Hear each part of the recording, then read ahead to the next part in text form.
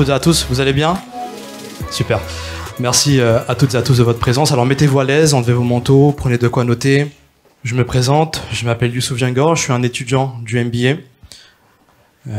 J'ai vraiment l'honneur d'être votre maître de cérémonie sur cette belle soirée. Je serai accompagné de différents animateurs et différents intervenants. Je vous le présenterai juste après. C'est pour nous, pour ce MBA, la première conférence que l'on organise sur cette année 2022. D'accord, on avait déjà organisé une première conférence en partenariat avec Nice Invest il y a quelques mois. Mais cette conférence a aussi un goût particulier parce que c'est une conférence en présentiel. Ça fait un bon moment que certains ne s'étaient pas revus. Ça fait un bon moment qu'on n'avait pas vu aussi un aussi beau panel d'intervenants sur des sujets aussi intéressants et aussi, je dirais, d'actualité, et même voire de perspectives futures. C'est une conférence qu'on organise depuis maintenant 3-4 mois. À date, on est à 786 personnes inscrites. Est-ce que vous pouvez me confirmer la régie? 812 personnes inscrites. Et je pense, après c'est que mon avis, je pense que vous le partagez avec moi, on est sur l'une des plus grosses conférences crypto en France avec ces thématiques, avec le nombre d'inscrits qui est fait par l'équipe de financiers et surtout du MBA. Donc vous allez voir, on vous a réservé énormément de choses. Bonjour à tous, merci beaucoup de votre présence. Donc crypto, éthique et perspective.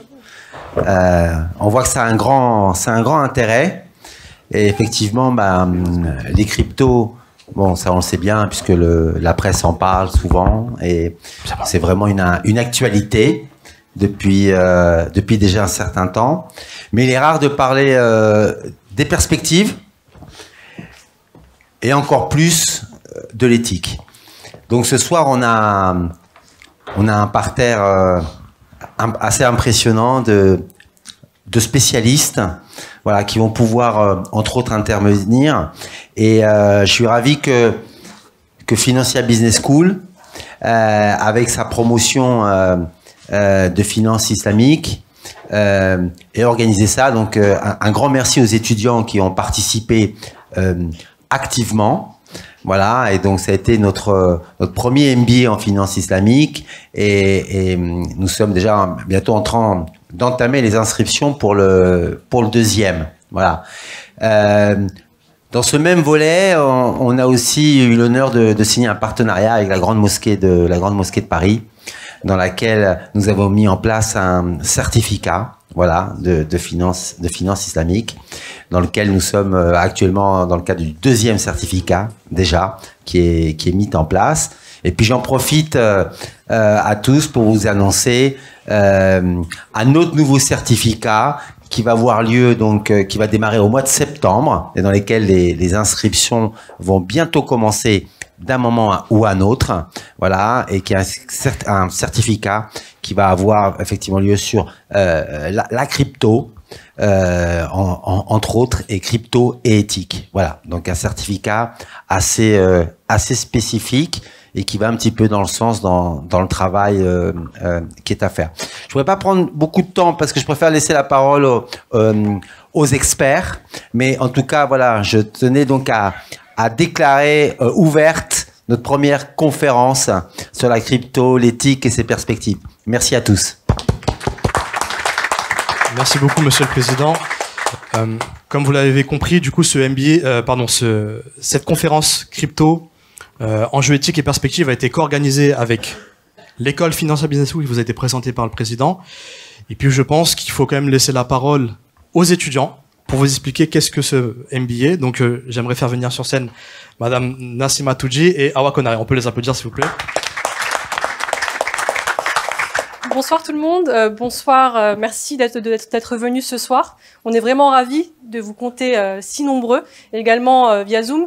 Alors ça fait des semaines qu'on travaille sur cette conférence, parce que vous l'imaginez, beaucoup d'enjeux sont sous-jacents à cette thématique.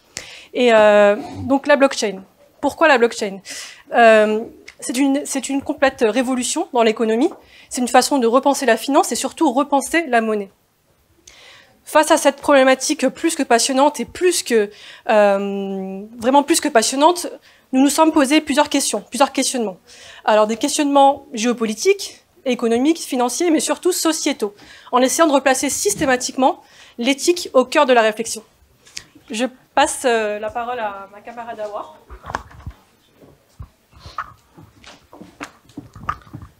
Bonjour messieurs, bonjour mesdames. Je suis ravie de vous voir aussi nombreux et nombreuses à participer à cette conférence. Parce que nous, ça fait des semaines qu'on organise la conférence sur les cryptos et sur les enjeux éthiques. Et en fait, on a eu l'occasion de discuter pendant plus d'un mois avec tous nos speakers ici présents. On a pris un réel plaisir à rentrer en profondeur dans toutes les problématiques des cryptos. C'est un sujet qui est vraiment passionnant et on espère sincèrement que vous allez repartir avec la même curiosité que nous et avec la même passion que nous. On tient aussi vivement à remercier Monsieur Merbou, qui est notre directeur d'études et qui est vraiment un directeur d'études hyper impliqué, bienveillant et qui a vraiment le désir de nous voir réussir. Le MBA de Financial Business School, c'est un MBA de finance islamique. C'est une thématique qui est rarement abordée, qui est vraiment passionnante et intéressante et on espère que ça vous donnera aussi l'envie d'en découvrir davantage. Donc merci à tous d'être présents et on vous souhaite une très belle conférence. Merci Nassim Ariawa pour votre temps. Du coup, je pense que vous m'avez assez entendu pendant quelques minutes pour broder. Donc, je vais vous donner aussi quelques informations pour cette belle soirée. Je vais vous donner le planning de cette belle soirée. Tout d'abord, on va commencer par la première thématique. La première thématique qui est au cœur de l'actualité réglementaire, qui sera discutée par Monsieur Hubert de Vauplane, qui est avocat chez Kremer-Levin et expert crypto. Notre deuxième thématique sera autour de l'introduction à la technologie blockchain. Donc c'est pour cela que nous avons Monsieur Jérémy Lepetit qui est avec nous, qui est CEO de Retrieve, qui est l'un des premiers des services de paiement en ligne avec une composante éthique. Nous avons Haro Crypto, CEO et consultant chez Haro Consulting, expert blockchain. À la suite de cette deuxième thématique, nous avons une thématique qui pose beaucoup de questions. La question du droit musulman au regard de la crypto, ou si vous voulez, la crypto au regard du droit musulman. Et pour cela, nous avons deux intervenants que nous remercions évidemment. Donc, Monsieur Cheikh Abdelrahman Belmadi, qui est théologien et surtout économiste et professeur à l'Institut Razali. Et puis, Cheikh Faisal Ahmed Manjou, qui sera en ligne, qui est Sharia Scholar, CEO de Minera Consulting. Notre quatrième et dernière thématique sera autour des applications éthiques de la blockchain et de la crypto. Et nous avons pour cela, encore une fois, nos trois intervenants et Monsieur Haro, qui sera sur place, en visio, à distance. Nous avons aussi Monsieur David Nataf, qui est co-créateur de Afrocoin. Je pense qu'il vous l'expliquera beaucoup mieux que moi. Et pour terminer, nous passerons sur des sessions de questions-réponses. Donc, si vous avez des questions, je vous invite à les préparer. Et les personnes en ligne, je vous invite à mettre vos questions dans le chat. D'accord ? On passera à la session questions-réponses. Et pour cette session questions-réponses, je serai accompagné de Fodje. Fodje qui est juste derrière. Vous pouvez lui dire bonjour. Merci, Fodje, pour ta participation et pour ton temps.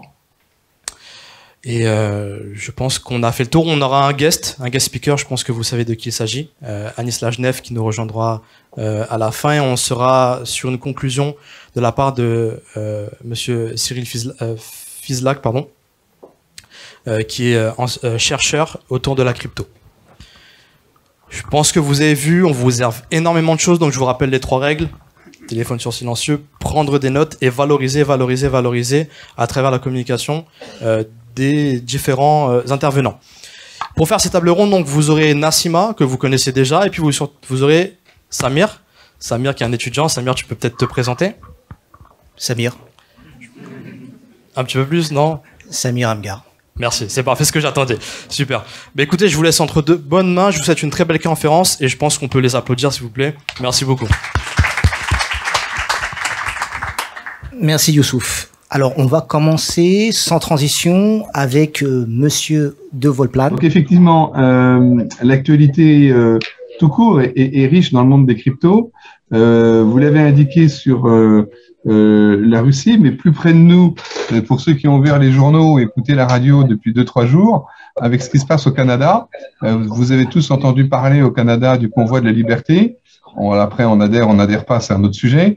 Ce qui est très intéressant de noter sur ce convoi de la liberté, c'est que il y a une mesure assez incroyable du gouvernement canadien confirmée par la Cour suprême de l'Ontario, qui conduit à ce que les manifestants récalcitrants voient leur compte bancaire gelé.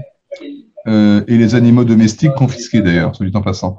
Et donc les comptes bancaires gelés, la parade à tout ceci fait que beaucoup de participants à ce convoi de la liberté ont sorti leurs avoirs de banque pour les transférer dans des wallets chez des plateformes de cryptoactifs, et donc en transformant ceci, bien sûr, en actifs digitaux. Donc, bon, c'est un mouvement politique en quelque sorte, mais au-delà du mouvement politique, dans un pays très démocratique comme le Canada, c'est intéressant de voir ce mouvement, comme quoi les cryptos peuvent être une réponse aussi à certaines décisions. Alors, en fait, quand on parle d'actualité réglementaire, ça nécessite déjà de savoir de quoi on parle et de savoir pourquoi il y a des pays qui acceptent les cryptos et d'autres qui n'acceptent pas les cryptos. Vous avez tous vu il y a quelque temps, il y a plusieurs mois maintenant, la Chine, la République populaire de Chine, interdisant les cryptos. Enfin, c'est un peu plus subtil, mais on va en rester là.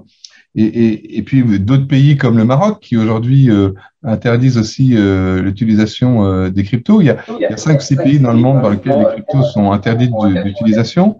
Et en fait, les raisons qui motivent par derrière peuvent être diverses.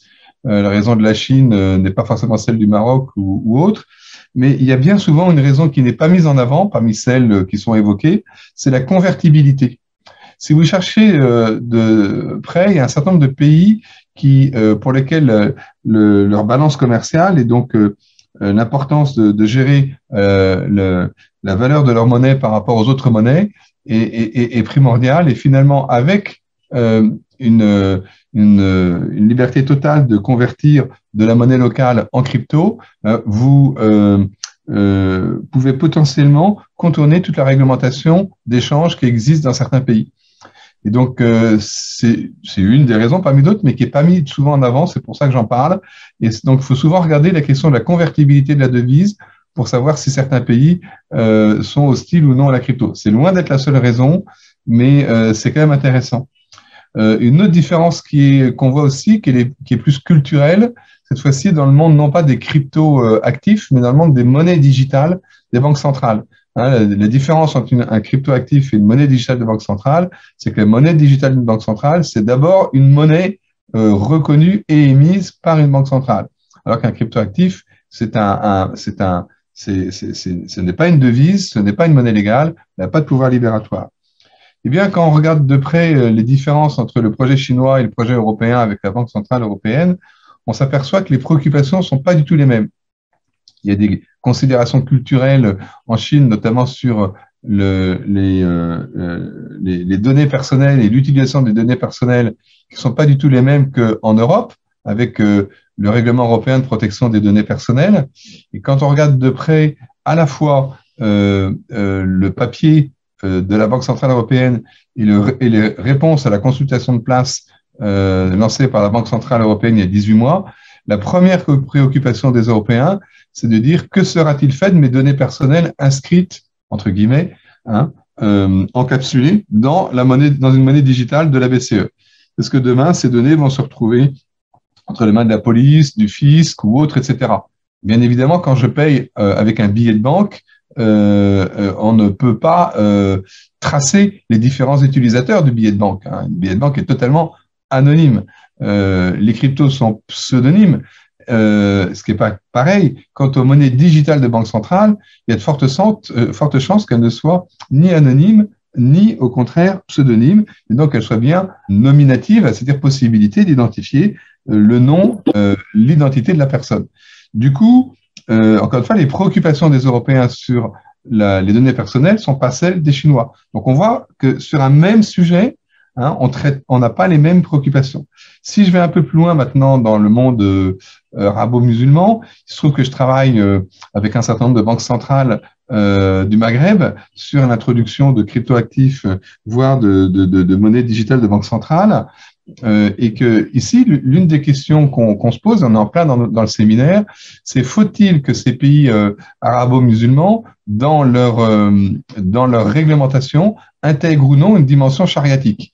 C'est une question qui s'est posée, par exemple, au Maroc lorsqu'il y a eu la loi sur le crowdfunding, et c'est une question qui est sur la table et qui n'est pas résolue sur ces banques centrales arabo du pays du Maghreb, plus exactement, qui réfléchissent à l'introduction de soit de cryptoactifs, soit de monnaie digitale, soit les deux, et se demander à la fin, mais est-ce que il faut quelque part que, si je prends l'exemple du Maroc, que le Conseil des oulémas donne un avis sur l'émission d'un e-dirham. Si je prends l'exemple du Maroc, je pourrais prendre un autre exemple, mais prenons celui-là. Et donc, c'est toute la question de savoir comment je légifère sur ce monde des cryptoactifs et des monnaies digitales de banque centrale dans les pays de tradition musulmane.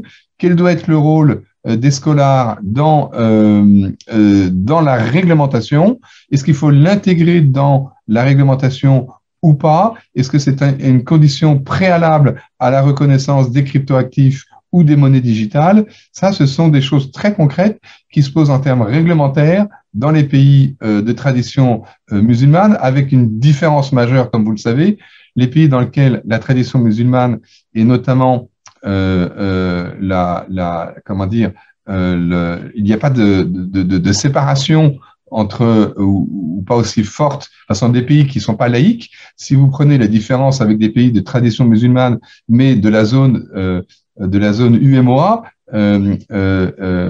donc du Sénégal à la Côte d'Ivoire et les autres pays, sont des pays dont la constitution est laïque, bien que une majorité d'un certain nombre de ces pays sont musulmans, et donc il n'y a pas d'équivalent de conseil des oulémas. Et donc quand on légifère sur la finance islamique et donc sur les cryptos en matière de finance islamique, c'est pas de la même manière que si je légifère au Maroc ou ailleurs. Donc c'est ces questions qu'on se pose en termes réglementaires. C'est comment on peut réglementer le monde des cryptoactifs et de la monnaie digitale en général par rapport à des préoccupations qui sont pas les mêmes. Je vous ai donné l'exemple du RGPD et de la protection des données. J'aurais pu en prendre d'autres. Comment on légifère là-dessus? Et dans des pays dans lesquels l'aspect chariatique est primordial, comment j'intègre en plus cette deuxième dimension? Voilà, c'est plus introductif pour vos propres réflexions, mais c'est un sujet sur lequel, à titre professionnel, je travaille beaucoup en ce moment. J'étais un peu long, on m'a demandé de tenir 5 minutes, j'ai donc tenu 5 minutes. D'une manière générale, en fait, on n'est pas tous spécialistes et on ne connaît pas forcément les définitions, la notion de blockchain, de crypto-monnaie. Et c'est la raison pour laquelle, en fait, je vais essayer de poser ensemble avec nos intervenants quelques définitions, de manière très simple et synthétique, parce qu'il y a peut-être parmi nous, et moi le premier, je suis novice, je ne connais pas trop la finance, et c'est la raison pour laquelle, en fait, il est important de poser des concepts à des idées. Donc c'est la raison pour laquelle, en fait, on va dans un premier temps essayer de définir ce que l'on entend par non pas la crypto, mais plutôt revenir très rapidement sur l'histoire de la crypto et de la blockchain. Monsieur Haro. Je vais revenir rapidement du coup sur les origines de la blockchain et en fait je vais parler principalement de Bitcoin puisque Bitcoin représente 40 à 50% de façon de la capitalisation du marché crypto. Et en plus, j'ai souvent tendance à dire qu'on a tendance à tout mettre dans le même paquet quand on parle de crypto, alors qu'en fait, il y a plein de différentes cryptos différentes. Toutes n'ont pas les objectifs, par exemple, de devenir ce qu'on appellerait une monnaie. Bitcoin naît en 2008-2009. Il naît juste après la crise des subprimes. Le monde, à ce moment-là, est dans une crise financière assez importante.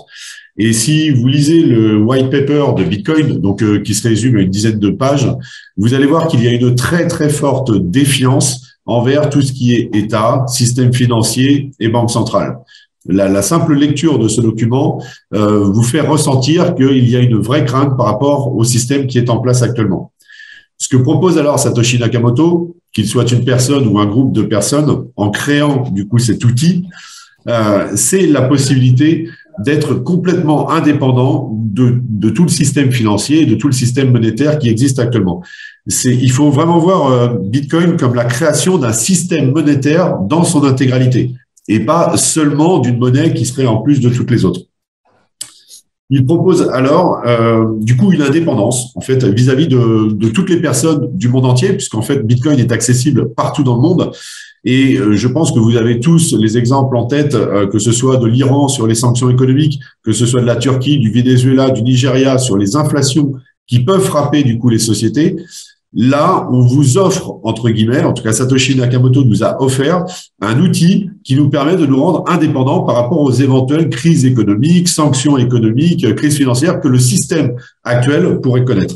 Et ça, c'est quand même très, très important parce que c'était un des objectifs de Satoshi Nakamoto, c'était d'avoir un système monétaire alternatif. Le deuxième point, il a été évoqué par Hubert de Vauplane, c'est cette histoire de contrôle de données. En fait, aujourd'hui, dans le white paper, ce qu'on ressent également, c'est cette volonté de pouvoir contrôler certaines données de toutes les personnes pour pouvoir tracer les transactions, savoir ce que vous faites, etc. Et je voyais quelques questions sur le blanchiment tout à l'heure dans le chat. L'avantage, entre guillemets, de Bitcoin, c'est qu'en fait, ça vous offre un moyen de vous permettre d'échanger de la valeur de pair à pair, sans passer par aucun tiers de confiance. En fait, on peut résumer d'ailleurs Bitcoin à un espèce de concentré de confiance. C'est une technologie qui nous permet, sans nous connaître, de nous échanger de la valeur sans passer par un tiers de confiance. Et ça, quand on voit la monnaie numérique de banque centrale, aujourd'hui le yuan numérique, on sait très bien, et Hubert l'a expliqué, quelles sont les motivations du régime chinois pour pouvoir lancer ce type de monnaie numérique. Et j'ai une approche un petit peu différente par rapport à l'euro numérique, par exemple. C'est en fait, moi, les monnaies numériques me font peur dans le sens où on donne un outil à nos gouvernements, à nos États, d'être en capacité d'absolument tracer toutes les transactions. Et ça reste un outil extrêmement dangereux. Qu'en 2021 ou dans 2022, des régimes occidentaux ou d'autres pays aient de bonne volonté de vouloir faire ça correctement, certes, on n'est pas à l'abri que dans 2 ans, 3 ans, les règles changent et pour autant, les MNBC seront quand même en place et peut-être que une bonne partie des personnes les utiliseront. Du coup, il y a vraiment un juste milieu à trouver entre la confidentialité et le traçage finalement des transactions qui pourraient être illicites. Merci beaucoup, Monsieur Haro, de ces précisions. Alors, l'idée, si vous voulez, c'est une fois qu'on a posé un peu les jalons historiques de la blockchain, il serait peut-être intéressant de nous intéresser sur ce que l'on entend par la blockchain d'une manière générale. Et cette question s'adresse directement à Jérémy Lepetit. Qu'est-ce que vous pouvez nous dire de manière très succincte, très synthétique, mais en même temps très précise sur cette question? Je sais pas. Est-ce que le micro marche? Oui. Bonsoir. Merci de m'avoir invité. Alors, au-delà d'être très synthétique, je vais essayer surtout de vulgariser pour rendre ça accessible. Super. Paradoxalement, c'est un sujet qui a l'air complexe. Et en réalité, la blockchain, fondamentalement, c'est quelque chose d'assez simple. Et on a introduit cette conférence avec le terme de prospective, alors qu'en réalité, aujourd'hui, on parle plus de prospective quand on parle de blockchain.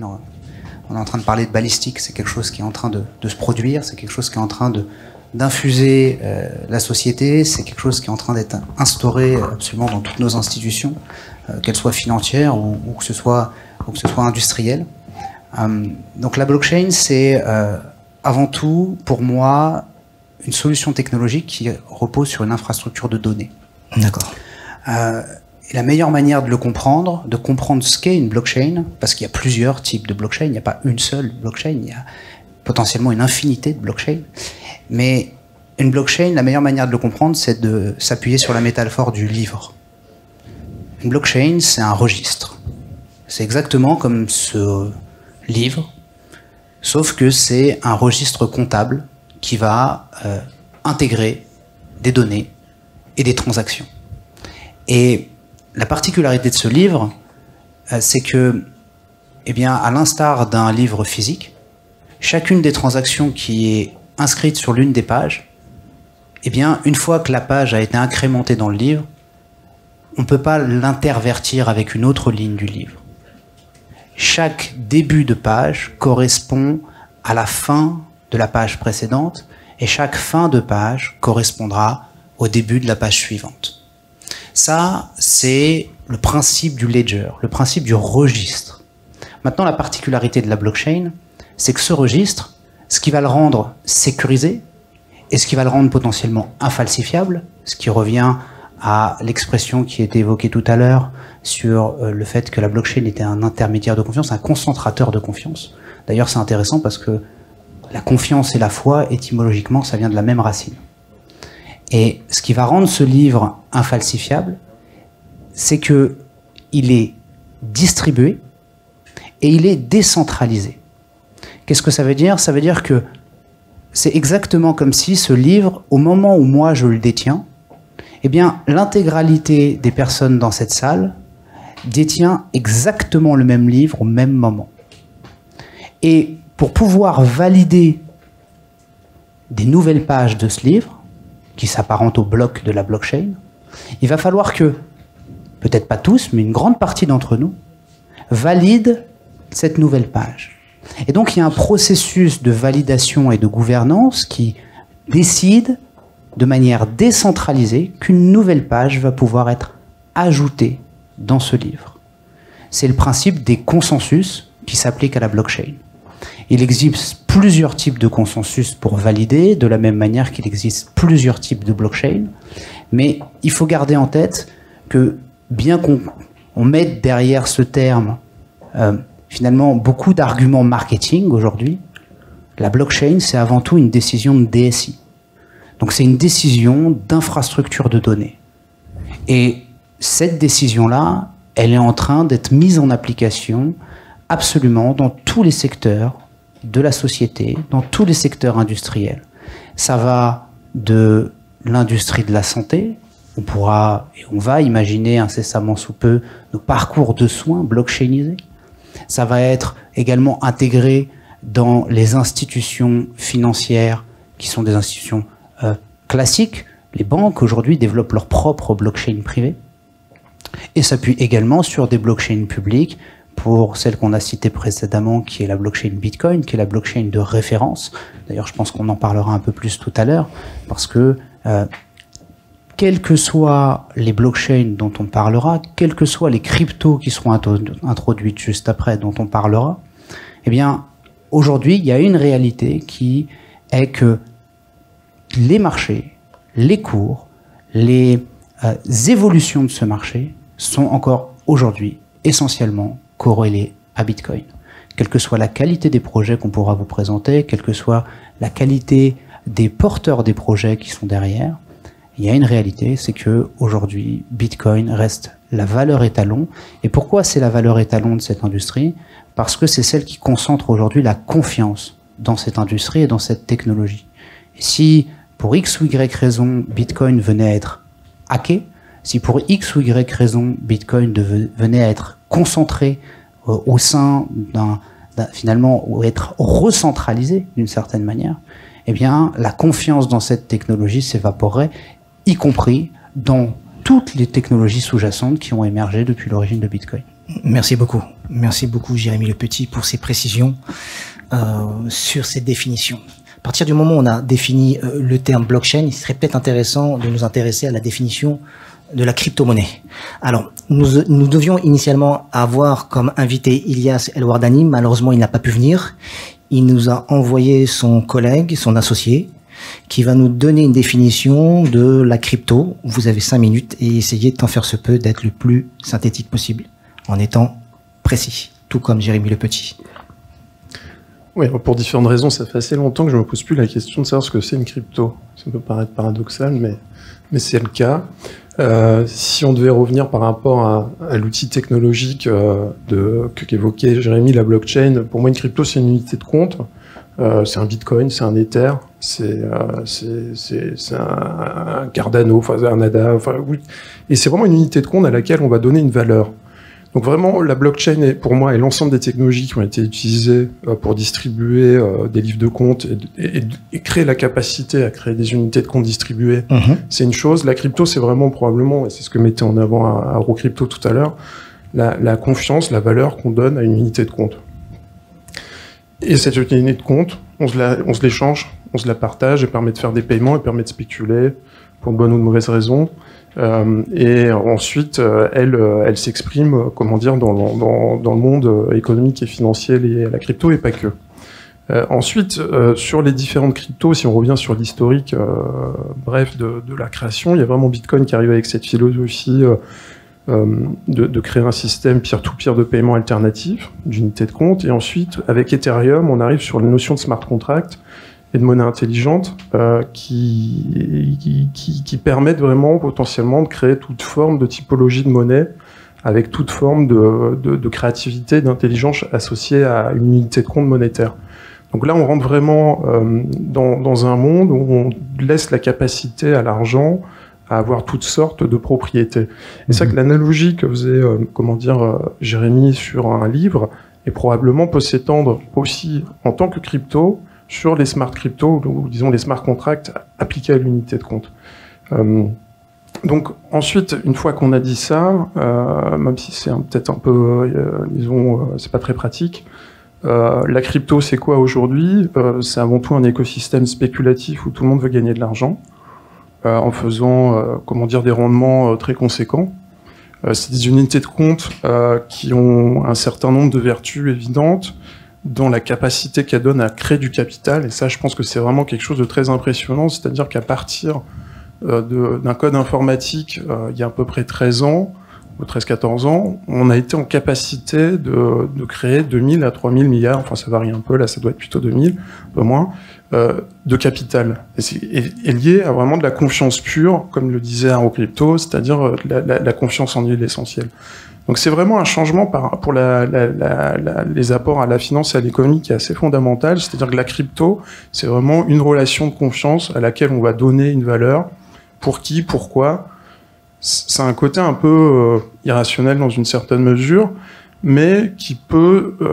c'est un actif de confiance pure, de goodwill pure, et d'un point de vue financier. Et c'est vrai que c'est quelque chose d'assez assez troublant, parce que ceux qui vont dire que c'est un Ponzi ont probablement raison d'un point de vue économique, j'entends, pas d'un point de vue juridique, parce que c'est vraiment un actif de confiance, on vend, on achète, on vend, on achète, et on espère que ça va toujours se valoriser. Et ceci dit, c'est aussi vrai du capitalisme en général. Moi, je me souviens d'un PDG de banque au début des années 2000 qui disait ça du capitalisme. C'est vrai sur les appartements parisiens, c'est vrai sur beaucoup d'actifs industriels. Donc finalement, c'est pas très grave. Mais ça pose vraiment la question de notion de valeur. Et par rapport à une mise en perspective sur la finance islamique notamment, c'est vrai est-ce qu'on peut considérer que la confiance en l'huile essentielle, pour reprendre le terme que disait Haro Crypto, est-ce que c'est un actif tangible? Est-ce que c'est de l'économie ou pas? Et c'est une vraie question de fond. Certains vont dire non, c'est une arnaque, c'est du Ponzi, et en même temps on se rend compte aujourd'hui avec ce qui est en train d'être fait, que quelque part la confiance, le goodwill, comptable entre guillemets, ça devient un actif quasi tangible dans son usage. Et c'est vraiment très très novateur dans ce monde des cryptos, ce qui est en train de se passer de ce point de vue-là. Donc je sais pas s'il y a d'autres thèmes particuliers que tu as abordés. Non, très complet. Mais c'est vrai que par rapport, pour faire la transition avec la finance islamique, telle que je comprends, Anis va aborder ce sujet. C'est vrai que ce qui est super intéressant, et on parlait, comment Hubert de Vauplaine parlait des banques centrales, ce qui est super intéressant aujourd'hui dans une perspective de finance islamique, et d'ailleurs Jérémy et moi on s'est rencontrés autour d'une thématique, si on peut le dire, oui, de finance islamique, c'est-à-dire qu'il voulait créer un DIN token, et Retrib, avant d'être ce qu'il est, était vraiment un projet de finance islamique. Et il voulait faire une monnaie intelligente qui respecte les philosophies de la charia. Moi, je connais assez mal ces sujets de finance islamique, mais ce qui est assez fondamental, c'est quand on vous dit il y a des questionnements sur l'intérêt, avec notamment ces notions de smart contract liées aux cryptos, vous pouvez créer toutes sortes de types d'intérêts, ou pas en créer, ou créer des intérêts moraux, pour que ça s'appelle pas de l'usure, entre guillemets, sur des notions de spéculation, sur des notions, d'incertitude, telles que je le comprends, qui sont prises en compte dans la finance islamique. De la même manière, vous pouvez créer des bourses d'échange dans lesquelles vous êtes relié à une réalité économique et pas à de la spéculation. Et de la même manière, sur des notions de partage, de profit, de perte, il y a vraiment cette notion de distribution qui est possible. Et puis, bon, sur les actifs tangibles, j'en ai parlé un peu tout à l'heure. Mais ce que je veux dire pour ça, c'est que pour faire de la finance islamique, s'il y avait un objectif là-dessus important, le cœur de la capacité, c'est de définir la monnaie au niveau central, c'est-à-dire au niveau d'une banque centrale. Et est-ce qu'aujourd'hui, il y a une banque centrale qui est prête, à faire de la monnaie islamique. C'est un vrai sujet de fond. C'est complexe parce que c'est vraiment lié à l'ensemble des réseaux qui tiennent les banques centrales au niveau international. D'accord, merci beaucoup monsieur Le Floch. On a défini la blockchain, on a défini la crypto-monnaie. Maintenant, il y a peut-être une question qui nous taraude parce que monsieur a fait parfaitement la transition avec la problématique de la finance islamique. Dans quelle mesure la blockchain, la crypto s'articule avec des valeurs religieuses et avec des valeurs éthiques. Et donc c'est la raison pour laquelle on a invité deux spécialistes de la question qui ont la particularité d'être à la fois des théologiens, des personnes versées dans le texte religieux, mais également des financiers, des économistes et qui ont une formation d'économistes. Alors, on va commencer avec monsieur Belmadi. Alors, une question qui me taraude énormément l'esprit, c'est de savoir si, d'un point de vue islamique, selon la loi musulmane, la crypto-monnaie peut être considérée comme une monnaie. Merci beaucoup. Et je remercie les organisateurs de cette rencontre. Je préfère ne pas répondre directement à cette question parce qu'on est habitué aux religieux de parler directement licite ou illicite. Il faut comprendre tout d'abord que il est temps que on parle de finance islamique. Il est temps que cette finance islamique, il faut la remettre dans un contexte un petit peu historique. Et quand on parle d'économie islamique, quand on parle d'économie, on parle de finance.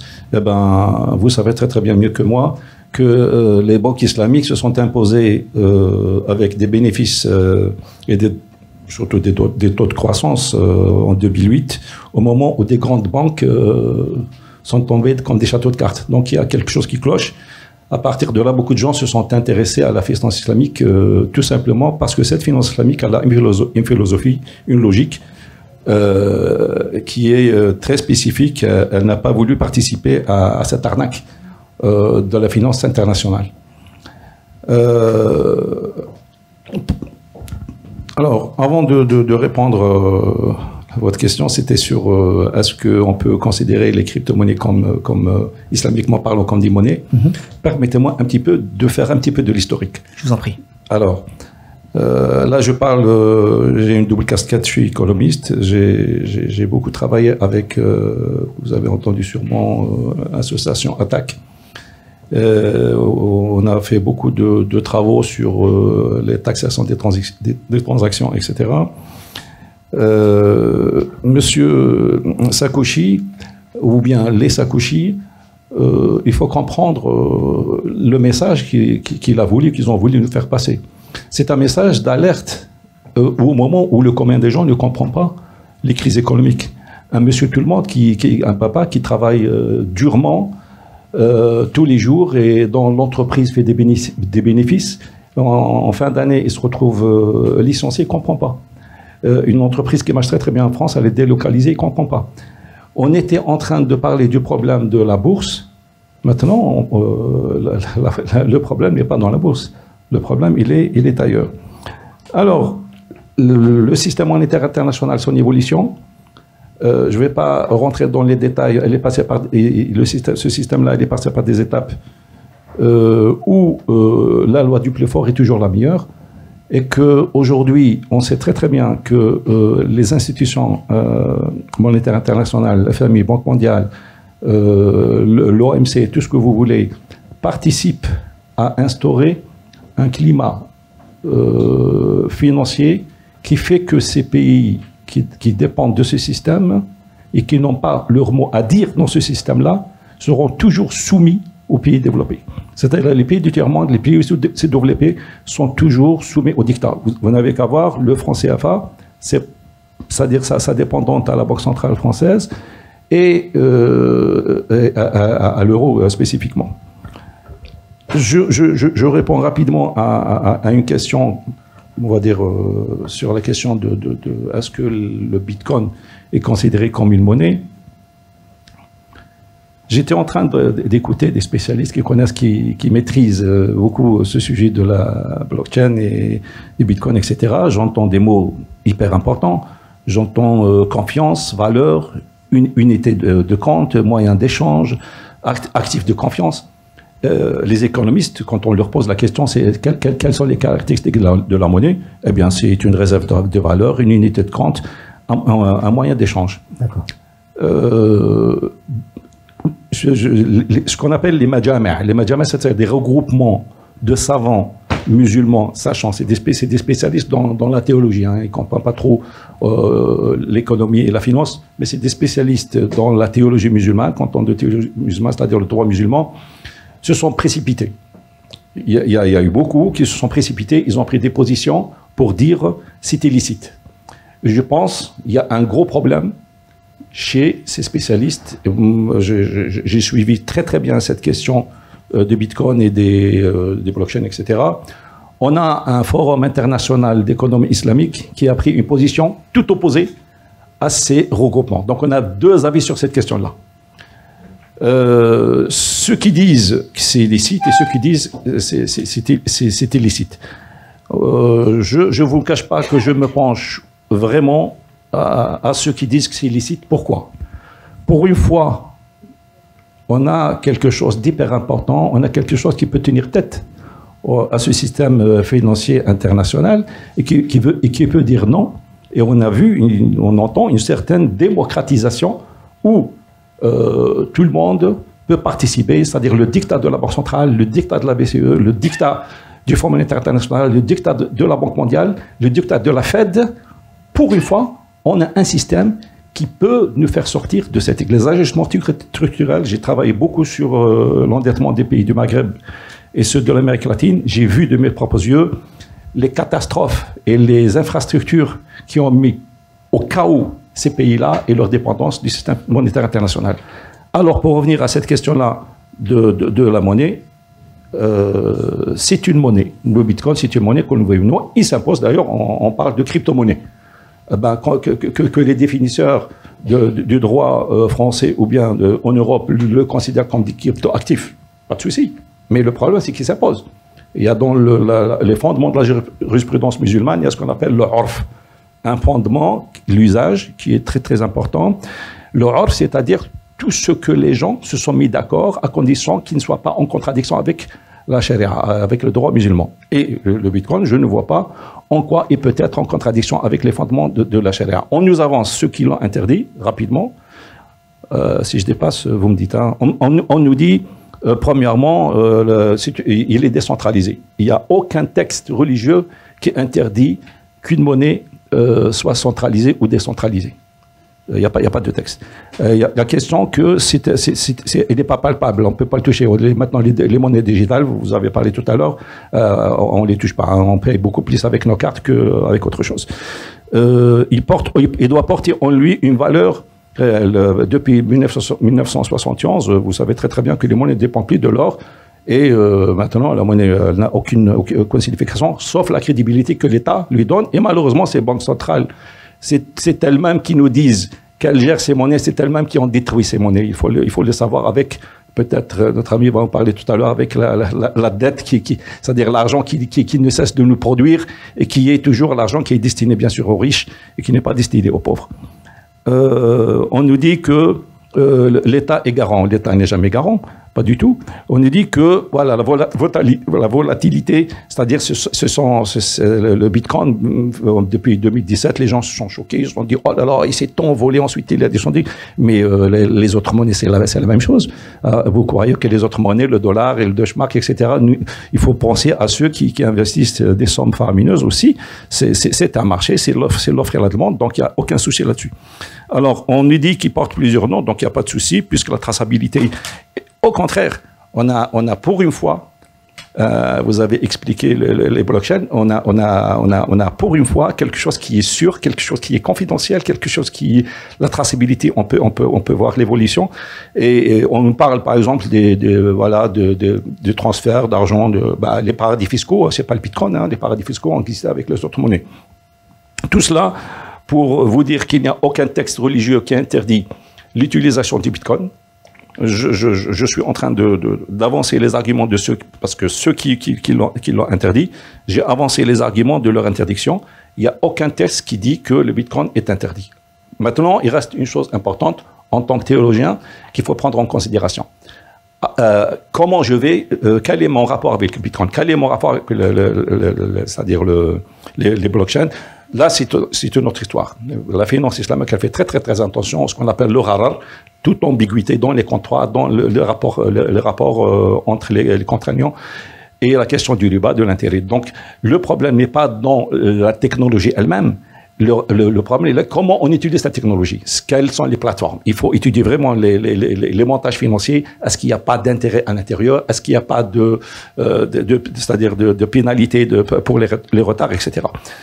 Je pense que j'ai touché. Si vous avez des questions, après vous me dites. Donc j'ai plein de choses à rajouter. De toutes les façons, les choses les plus importantes, c'est que c'est une monnaie à part entière et elle porte les mêmes caractéristiques d'une monnaie. Bien au contraire, on a plus de confiance dans le Bitcoin que les autres monnaies parce qu'il dépend. Bien sûr, il dépend d'un marché monétaire, c'est tout à fait normal. L'interdiction n'est pas dans la technologie elle-même, mais dans l'utilisation de cette technologie. Vous m'entendez? Oui, merci beaucoup, Monsieur Belmadi, pour ces précisions. Alors, ce qui est intéressant, en fait, avec cet avis, ça démontre quelque part, en fait, la richesse, on va dire, de l'interprétation et de cette volonté, si vous voulez, de coller non seulement au texte, mais également à la réalité et de faire preuve, dans une certaine mesure, d'accommodement raisonnable ou pratique.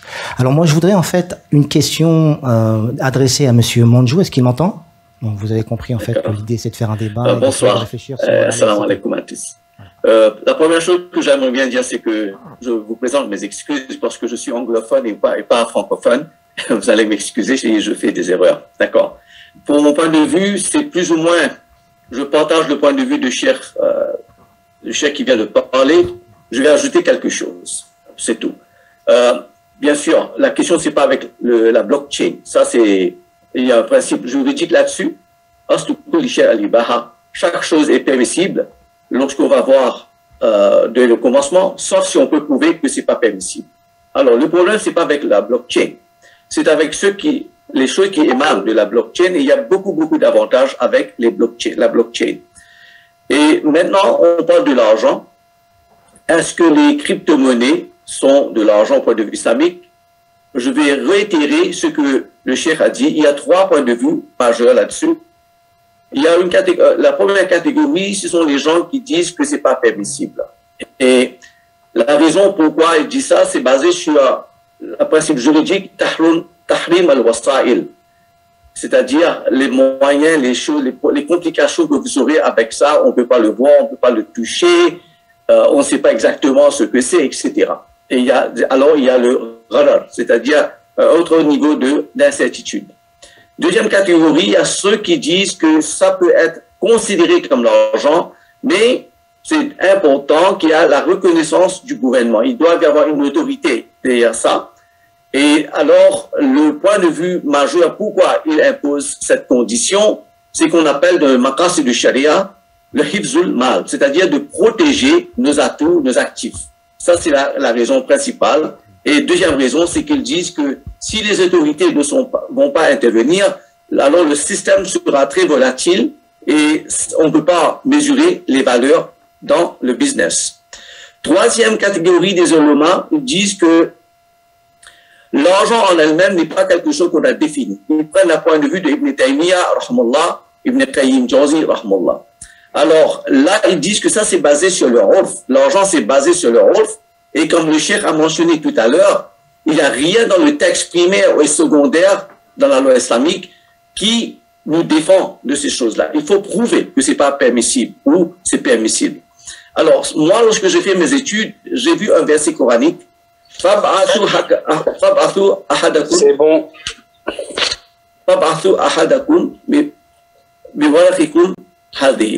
Envoyez, c'est-à-dire dans le Surah Kahf, lorsque les gens qui dormaient dans la cave, ils se sont retournés à vie, c'est un texte coranique, ils ont parti dans le marché pour acheter quelque chose avec leur argent, c'est-à-dire l'argent propre. D'accord? C'est le mot qui est servi dans le Coran. Même si c'était l'argent, le marché a refusé d'accepter cette pièce d'argent. Parce que ça n'était pas en ligne avec leur offre, c'est-à-dire leur coutume. Alors de là, je peux comprendre le point de vue de discussion d'Ibn Taymiyyah. Mais le problème, ce qu'on a, c'est que les économistes disent que pour que quelque chose soit de la monnaie, il doit y avoir trois choses. Un moyen d'échange, une réserve de valeur et une unité de compte. Et c'est là qu'on a des problèmes. J'ai lu, par exemple, les points de vue des experts chrétiens, des experts juifs, etc. là-dessus, et il y a pas mal de points de vue là-dessus. Est-ce que c'est vraiment un moyen d'échange? Est-ce que c'est vraiment une réserve de valeur? Il y a des différents points de vue, et c'est là que les ulémas aussi ont leur propre point de vue. Moi, ce que je vois dans tout ça, c'est qu'il faut considérer que le concept d'argent a eu une trajectoire évolutive en islam. Par exemple, même l'argent fiduciaire qui a été présenté par les Ottomans, par exemple. Ça a été très connu dans l'histoire. Mais la chose la plus importante que j'aimerais bien contribuer ce soir, c'est lorsqu'on parle de la monnaie en charia, il y a deux types. Un, ce qu'on appelle la monnaie naturelle. En arabe, on dit ça al-thamanul khilqi, c'est-à-dire la monnaie qui a une valeur monétaire intrinsèque, c'est-à-dire en lui-même, c'est-à-dire l'or et l'argent. Et ça que Imam al-Ghazali a fait mention dans son livre. Alors ça, c'est la monnaie qui a plus de valeur, c'est-à-dire naturellement, cette moyen d'échange est possédant naturellement une valeur monétaire. Alors, ça c'est la première catégorie. Deuxième, ce qu'on a vu dans l'histoire, c'est l'argent artificiel ou coutumier, c'est-à-dire ce qu'on appelle al-thaman urfi. Al-thaman urfi, l'argent adopté comme moyen d'échange où la valeur monétaire est extrinsèque, c'est-à-dire c'est pas dans la commodité, mais ça devient en dehors. C'est pas comme l'or et l'argent. Alors la monnaie marchandise, telle comme le sel, on a le riz par exemple. Les gens, si vous vous souvenez, le Khmer rouge au Cambodge a utilisé le riz comme argent par exemple, d'accord. Et les monnaies fiduciaires sont sous des formes courantes. Alors on a deux types, monnaie naturelle, monnaie artificielle ou coutumière. Maintenant, la chose la plus importante, c'est le concept de thamaniya en arabe, c'est-à-dire la source de la valeur monétaire. C'est ça le mot clé lorsqu'on va discuter crypto-monnaie. Qui va donner ça à la valeur? Est-ce que c'est intrinsèque ou extrinsèque? Alors la monnaie naturelle a une thamaniya intrinsèque en lui-même. Et par contre, la monnaie coutumière, une thamaniya extrinsèque. C'est ça la différence, le problème qu'on a eu concernant le thamaniya. Alors là, ça devient, est-ce qu'on décide ça par le urf ou pas? Regardons le urf, c'est-à-dire sur le marché, comment les gens se comportent. Alors là, on a deux types. Le urf khas et le urf am. Urf khas, parmi quelques gens, ils considèrent que c'est la monnaie. Et le urf am, c'est-à-dire dans le public, c'est pas considéré. Et là, il y a des différences de point de vue. Si on pense ça par nous-mêmes, nous décidons que cette plume a une valeur ou d'échange, c'est entre moi et vous. Mais ça, le marché ne l'accepte pas. C'est là où on est en ce moment-ci. Mais si on a un pays tel comme El Salvador qui a décidé de faire le Bitcoin, le legal tender, qu'est-ce qu'on fait? Et c'est là qu'on a une autre discussion concernant cet argent. Est-ce que c'est un crypto-actif ou c'est un crypto-monnaie? Et lorsqu'on parle des actifs, ça devient beaucoup plus approfondi parce que ce qu'on appelle en anglais les tokens, ce qu'on est en train de mettre sur le marché, c'est-à-dire les sociétés vont émettre pas les actions, mais leurs tokens, ça va remplacer, ça va substituer dans le futur les actions. On a déjà commencé avec le ICO, Initial Coin Offer, au lieu de IPO. Alors, tout ça, il faut prendre en considération. On est en train de marcher vers une économie électronique. Et le premier présentant avait fait la différence entre la crypto-monnaie et electronic money, comme le e-Naira par exemple. C'est des discussions qu'on peut avoir. De mon perspective, vu que si le gouvernement va l'approuver ou pas, c'est une autre décision politique, mais au point de vue économique, je crois que dans le futur, on n'aura pas de choix, on doit accepter la crypto-monnaie et la crypto-actif. Alors, je vous ai donné les différents points de vue. Alors, c'est à vous de décider. Merci. Merci, Monsieur Manjou, pour ces précisions. Alors, merci beaucoup. Merci, Monsieur Belmadi. Alors, très rapidement, en fait, ce qui est intéressant, on va dire, dans ces deux présentations, ça me fait penser tout simplement à ce dicton assez, on va dire, connu, où on dit la chose suivante: le Coran ne parle jamais de lui-même, ce sont les hommes qui font parler le Coran. Et donc, on le voit parfaitement, on va dire, dans l'intervention de Monsieur Belmadi et de Monsieur Manjou. Il y a une volonté constante, on va dire, d'un effort d'interprétation, de réaliser un effort d'interprétation et essayer de coller à la fois au texte, mais essayer de faire preuve de pragmatisme et de réalisme, en fait, économique et financier. Effectivement, quand on parle de finance islamique, on parle surtout d'éthique et on ne fait pas forcément le parallèle entre l'éthique et les crypto-monnaies. Pourtant, ce soir, on a la chance d'avoir des entrepreneurs de la crypto-monnaie et qui ont réussi à intégrer l'éthique au sein de leurs solutions. Alors, on va leur demander comment ils ont fait. Monsieur Le Petit, est-ce que vous pouvez commencer à nous expliquer comment vous avez réussi à intégrer l'éthique dans votre solution, s'il vous plaît? Alors déjà, je voulais dire que j'ai trouvé les échanges très intéressants dans ce qui a été dit, et je vais me placer justement du côté du porteur de projet. Parce que beaucoup vont se poser la question de est-ce que je dois investir sur les crypto-monnaies? Et de ce qui ressort de cet échange, déjà la première question en tout cas la première affirmation que vous pouvez établir, c'est qu'il existe une infinité de crypto-monnaies. Et c'est pas un choix qui est binaire. C'est pas parce qu'il y a des avis qui sont donnés sur le Bitcoin que ces avis concernent toutes les crypto-monnaies. Chaque crypto-monnaie, j'ai envie de dire presque en dehors de Bitcoin, mais Bitcoin n'y échappe pas, chaque crypto-monnaie dépend de l'intention d'un créateur, d'un instigateur, de quelqu'un qui a voulu donner de la valeur à ce token. La crypto-monnaie, c'est finalement la marque, alors que la blockchain, qui est souvent d'ailleurs identique, ce sont souvent les mêmes blockchains qui sont utilisées, qui sont d'infrastructure, eh bien, les blockchains, c'est le moteur qui est à l'intérieur. On peut avoir un moteur qui est parfaitement licite, ou en tout cas qui porte des intentions qui sont louables, et on peut avoir un porteur de projet qui a lui-même des intentions qui sont louables, mais on peut aussi, et c'est malheureusement la grande majorité des cas, des porteurs de projet qui ont des intentions qui sont essentiellement pécuniaires. Et on le voit, mais c'est aussi le revers de la médaille de cette extension de marché et cette extension de cette technologie, c'est que l'appel de l'argent appelle aussi des porteurs de projets qui y voient une opportunité financière. Et malheureusement, beaucoup, dans certains cas de figure, sont amenés à y laisser des plumes. Certains y gagneront beaucoup, mais en général, beaucoup perdront, et ceux qui perdent, on les entend peu. Maintenant, si je reviens à la question de Retrib et du projet que je porte, c'est parti d'un constat très simple. Je suis pas du tout financier à la base. Je suis un entrepreneur, je suis un citoyen qui est un enfant de la crise, entre guillemets. J'ai pris de plein fouet la crise de 2008, la crise des subprimes qui, au moment où j'entre sur le marché du travail, s'abat sur l'Occident et en tout cas les pays qui étaient les plus concernés. Et à ce moment-là, je prends conscience que la finance qui nous a plongé dans cet abysse n'a retenu strictement aucune leçon de ce qui venait de se passer, et qu'au contraire, on avait maintenu, peut-être à part en Islande, on avait maintenu globalement les mêmes acteurs à la tête des mêmes institutions pour, show must go on, continuer à mettre en place les mêmes mécanismes qu'auparavant. Et en 2017, j'avais déjà commencé à mettre un pied dans la blockchain. Je m'y étais intéressé comme beaucoup à travers le Bitcoin, qui est en général la porte d'entrée. Et quand on commence à se renseigner, on a facilement tendance à tomber dedans. Mais surtout, j'ai compris que la blockchain, c'était un formidable, c'est un formidable remblai.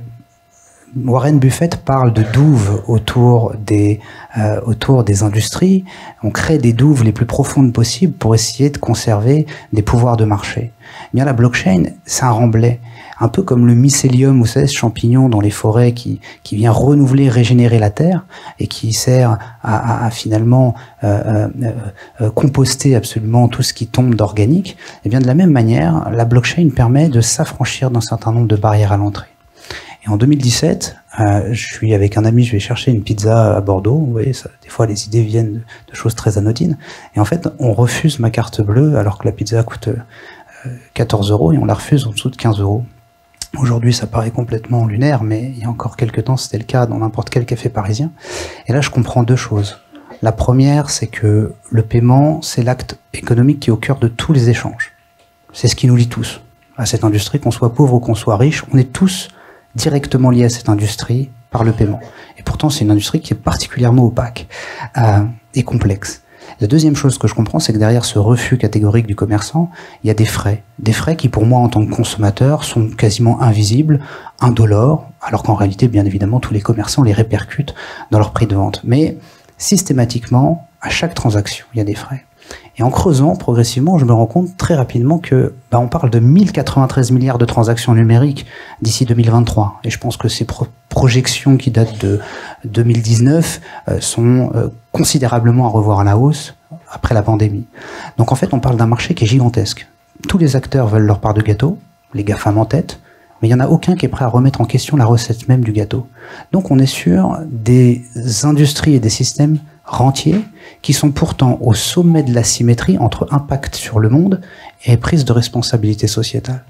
Donc à chacune de nos transactions, on enrichit, on engraisse les mêmes acteurs qui sont paradoxalement, alors qu'il y a une prise de conscience collective vers une consommation plus éthique et plus responsable, on veut tous acheter une pomme biologique, sans OGM, et on espère que le producteur soit correctement rémunéré par Carrefour.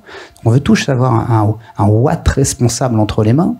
Paradoxalement, le how, le comment on l'achète, lui, il est aux antipodes de ces valeurs parce que systématiquement, on va enrichir des acteurs qui, eux, ne remplissent pas cette prise de responsabilité sociétale-là. Donc là, le projet que j'ai porté, il a consisté à développer le premier moyen de paiement qui va s'inscrire comme un maillon de cette chaîne de consommation responsable et de proposer un moyen de paiement qui va venir concurrencer des acteurs comme Visa, Mastercard, PayPal, qui prennent des commissions et toutes les banques qui y sont associées dans la transaction numérique, qui va venir s'y substituer. Et pour y parvenir, on s'appuie sur deux piliers. Le premier, c'est la tokenisation de la transaction. Et donc, pour pouvoir s'affranchir de ces acteurs-là, on tokenise la transaction via ce qu'on appelle un réseau de stablecoin multilocal. C'est un peu complexe, mais en gros, c'est un token qui a la valeur de l'euro à Paris, un autre qui a la valeur de la livre à Londres, etc., etc. Donc, il n'y a pas d'effort de conversion pour l'utilisateur. J'ai aucune envie que mes cousins, ma mère, mes tantes se mettent à utiliser des wallets, des clés privées, des sites phrases, etc. Non, je veux leur rendre ça très accessible. Et derrière, la particularité de mon modèle, c'est que sur chaque transaction numérique qui est opérée à travers Retrieve, sur les commissions qui sont prélevées, il y en a systématiquement un tiers qui va être redistribué à des projets, au financement de projets socio-environnementaux. Ça ne doit pas coûter un centime de plus à l'utilisateur. Par contre, l'institution financière qui est derrière, elle s'engage systématiquement via ce qu'on appelle un social smart contract à redistribuer un tiers de ses revenus. C'est plus le paradigme du as much profit as possible, c'est le as much profit as possible to share. Et ça, c'est un changement qui est extrêmement profond. Parce que non seulement on implique toutes les parties prenantes, l'utilisateur c'est gratuit, mais il choisit les projets qu'il a envie de soutenir, mais c'est l'institution financière qui va les financer. Donc on peut tendre dans l'absolu vers une croissance infinie, non pas que j'ai envie que le marché des paiements croisse, je préfère plutôt parler de redistribution de ce marché. Par contre, et c'est là où c'est intéressant, c'est que j'ai envie que l'ensemble des utilisateurs demain puissent avoir un système de paiement qui s'intègre dans cette chaîne de consommation responsable et que l'intermédiaire financier, s'il a une croissance infinie, il corrèle sa performance commerciale avec sa contribution sociétale. Donc effectivement, c'est une démonstration en direct de la puissance de la crypto-monnaie. Effectivement, c'est une alternative qui est essentielle à l'heure où le système financier peut être parfois assez poussif. Donc même question, s'il vous plaît, Monsieur Le Floch, est-ce que vous pouvez nous indiquer comment vous avez également intégré cette notion-là dans votre entrepreneuriat? Oui, moi je suis entrepreneur comme conseiller sur les problématiques plutôt de haut du bilan au niveau des blockchains, des CBDC, des digital monnaies. Je travaille sur le sujet depuis assez longtemps. Et comment intégrer de l'éthique? Déjà par l'intention. Il y a quelqu'un qu'on connaît qui est assez proche dans le réseau, Stéphanie Flachet, qui travaille dans ces sujets-là. Elle dit toujours ça dépend de l'intention. Et ce que j'ai pu comprendre aussi au travers des spécialistes religieux qui mettaient en avant ces éléments. Donc, cette intention, on peut, d'éthique, grâce aux technologies blockchain et aux cryptos, on peut l'exposer ou à un niveau microéconomique, ou à un niveau médian, ou à un niveau macroéconomique. Moi, je l'essaye de m'inscrire plus au niveau macroéconomique, au niveau des banques centrales et au niveau de la création monétaire, avec une vraie problématique qui est que pourquoi on crée de la monnaie, qu'est-ce qu'elle doit être, quelle doit être sa définition, et pour faire quoi. Et donc, ces questionnements-là, dans le capitalisme historique, on se les posait assez peu parce que la monnaie, c'était de la monnaie, c'était une unité de compte, ça avait d'autres propriétés, mais on n'avait pas les smart contracts et toutes les technologies qui permettent de donner des propriétés ad hoc à la monnaie. Donc c'est vrai qu'au début du développement du Bitcoin, par exemple, il y a eu ces notions de colored coin, donc de monnaie colorée qui apparaissent, avec aujourd'hui comment ça se traduit par est-ce qu'il faut créer des monnaies environnementales, est-ce qu'il faut créer des monnaies sociales, et je me envie de dire, est-ce qu'il faut créer des monnaies égalitaires comme inégalitaires, parce que finalement l'éthique, ça dépend aussi de ceux qui la portent, hein, elle est diverse en fonction de chacun, mais je veux dire, il y a vraiment cette capacité de réflexion au niveau du très haut bilan du capitalisme sur ce type de problématique.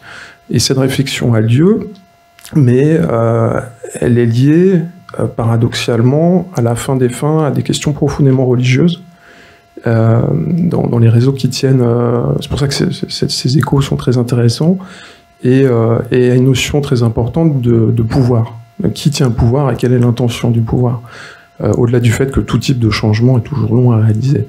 Et donc cette éthique, si il y a un écosystème crypto aujourd'hui qui met en concurrence le système financier classique, en tout cas marginalement,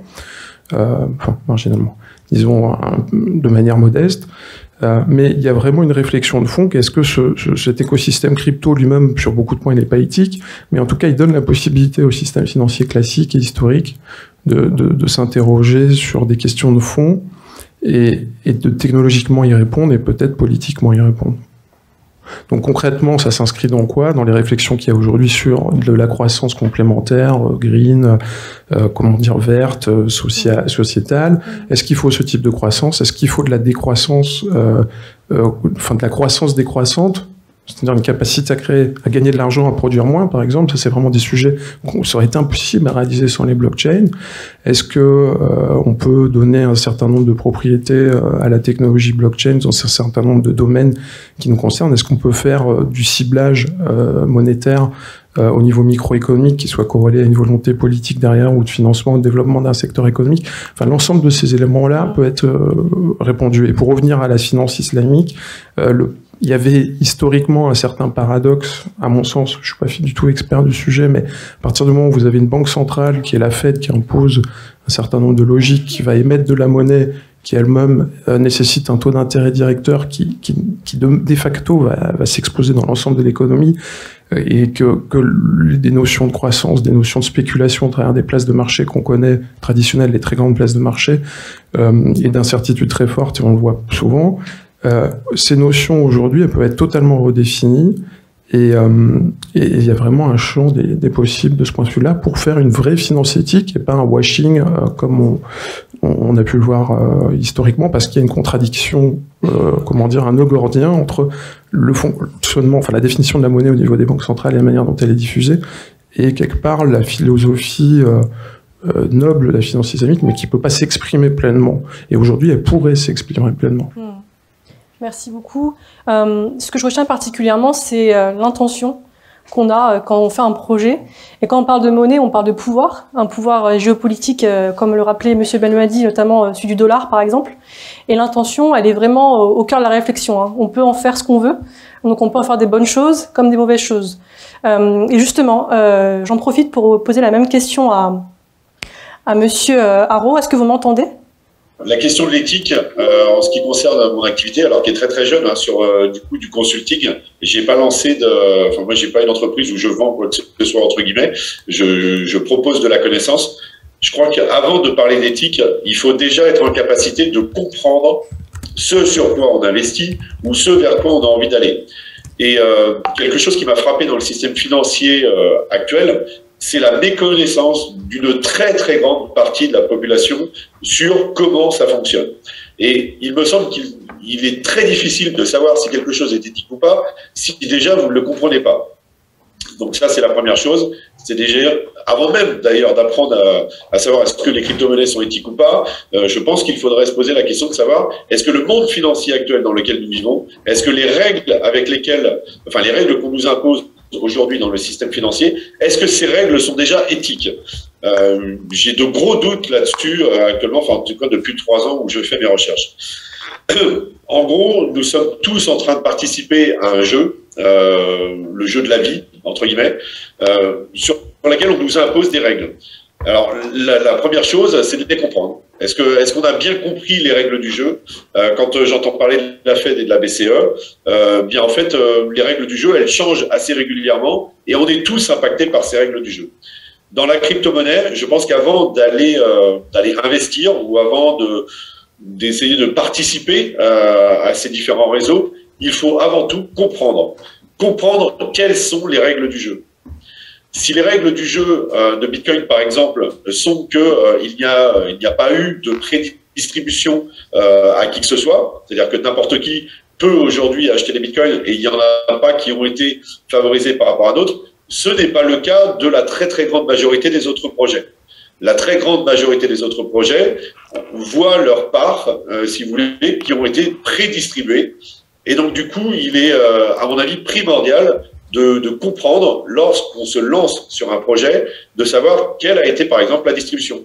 Quelle est ce qu'on appelle la tokenomics du coup, en crypto-monnaie, quelles sont les règles économiques qui vont régir cette nouvelle monnaie, que ce soit, on peut citer Ethereum, Cardano, Solana ou tout ce que vous voulez.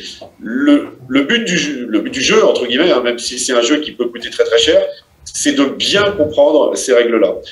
Et en gros, moi, le côté éthique, je le place sur le fait de me dire qu'il faut que les gens, n'importe quel citoyen, soient en capacité de comprendre ces règles du jeu. Et en fait, aujourd'hui, dans le système financier actuel, je pense qu'on fait tout pour cacher ces règles du jeu à la grande majorité de la population. Et ça, je pense qu'il faut que ça s'arrête. Et je pense que la crypto-monnaie a au moins eu le mérite d'apporter ça. C'est-à-dire que les gens qui se sont intéressés aux crypto-monnaies ont commencé à s'intéresser à comment fonctionnait le système dans lequel nous vivons actuellement. Système pour lequel nous n'avons jamais eu le choix. Nous n'avons jamais eu le choix de nos monnaies, en tout cas pas à ma connaissance, alors qu'aujourd'hui, nous avons maintenant à notre disposition différents types de monnaies et nous pouvons les choisir. Et le choix est très important pour l'éthique, puisque l'éthique, finalement, c'est de choisir est-ce qu'on veut le bien ou le mal. Et l'éthique, on la positionne, évidemment, à différents curseurs en fonction des personnalités, mais au moins maintenant, on a la capacité de choisir. Ce que je vous propose maintenant, c'est de se concentrer sur les pays émergents. Alors, nous avons la chance d'avoir parmi nous Monsieur David Nataf. Alors justement, on parlait d'éthique, et on aimerait en savoir plus sur la crypto-monnaie que vous avez cofondée. Je vais prendre la parole après les propos brillants qui ont déjà été exposés. C'est difficile de prendre la parole car je pense que beaucoup de choses ont déjà été dites de façon excellente. Je vais juste revenir sur le mot crypto-monnaie lui-même. Cryptos, c'est-à-dire caché. C'est un très mauvais procès qui est fait aux monnaies digitales, et notamment la blockchain, que de les nommer cachées, car à l'inverse, elles sont exactement révélées. Elles sont révélées, ce sont des monnaies vraies, et c'est précisément ce qui les rend intéressantes pour les pays émergents. C'est-à-dire que ce que l'on veut dans un pays émergent, c'est que la monnaie qui est prêtée, que ce soit par les organisations internationales ou les banques mondiales, eh bien, qu'elle puisse être tracée de façon à être transparente et éliminer la corruption et le blanchiment d'argent. À l'inverse de ce qui a été dit au sujet des crypto-monnaies, ce serait une erreur d'utiliser la blockchain ou les bitcoins, Ethereum et les autres monnaies qui ont été citées pour de la corruption ou pour du blanchiment d'argent. Parce que précisément, les monnaies digitales utilisant la blockchain sont des monnaies de vérité, elles sont transparentes, on peut tracer les opérations et elles sont non réinstructibles, on ne peut pas les effacer, on peut les tracer. Donc c'est un très mauvais procès qui est fait à ce nouveau monde de la blockchain en disant que ça serait par hasard la monnaie utilisée pour le blanchiment, pour la drogue, pour les armes, mais pas du tout.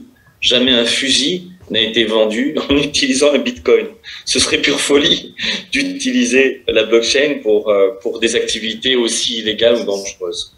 L'un des inventeurs présomptifs de la blockchain s'appelle Craig Wright. Il a été reconnu comme l'un des possesseurs du plus gros portefeuille de bitcoin, 1 100 000 bitcoins.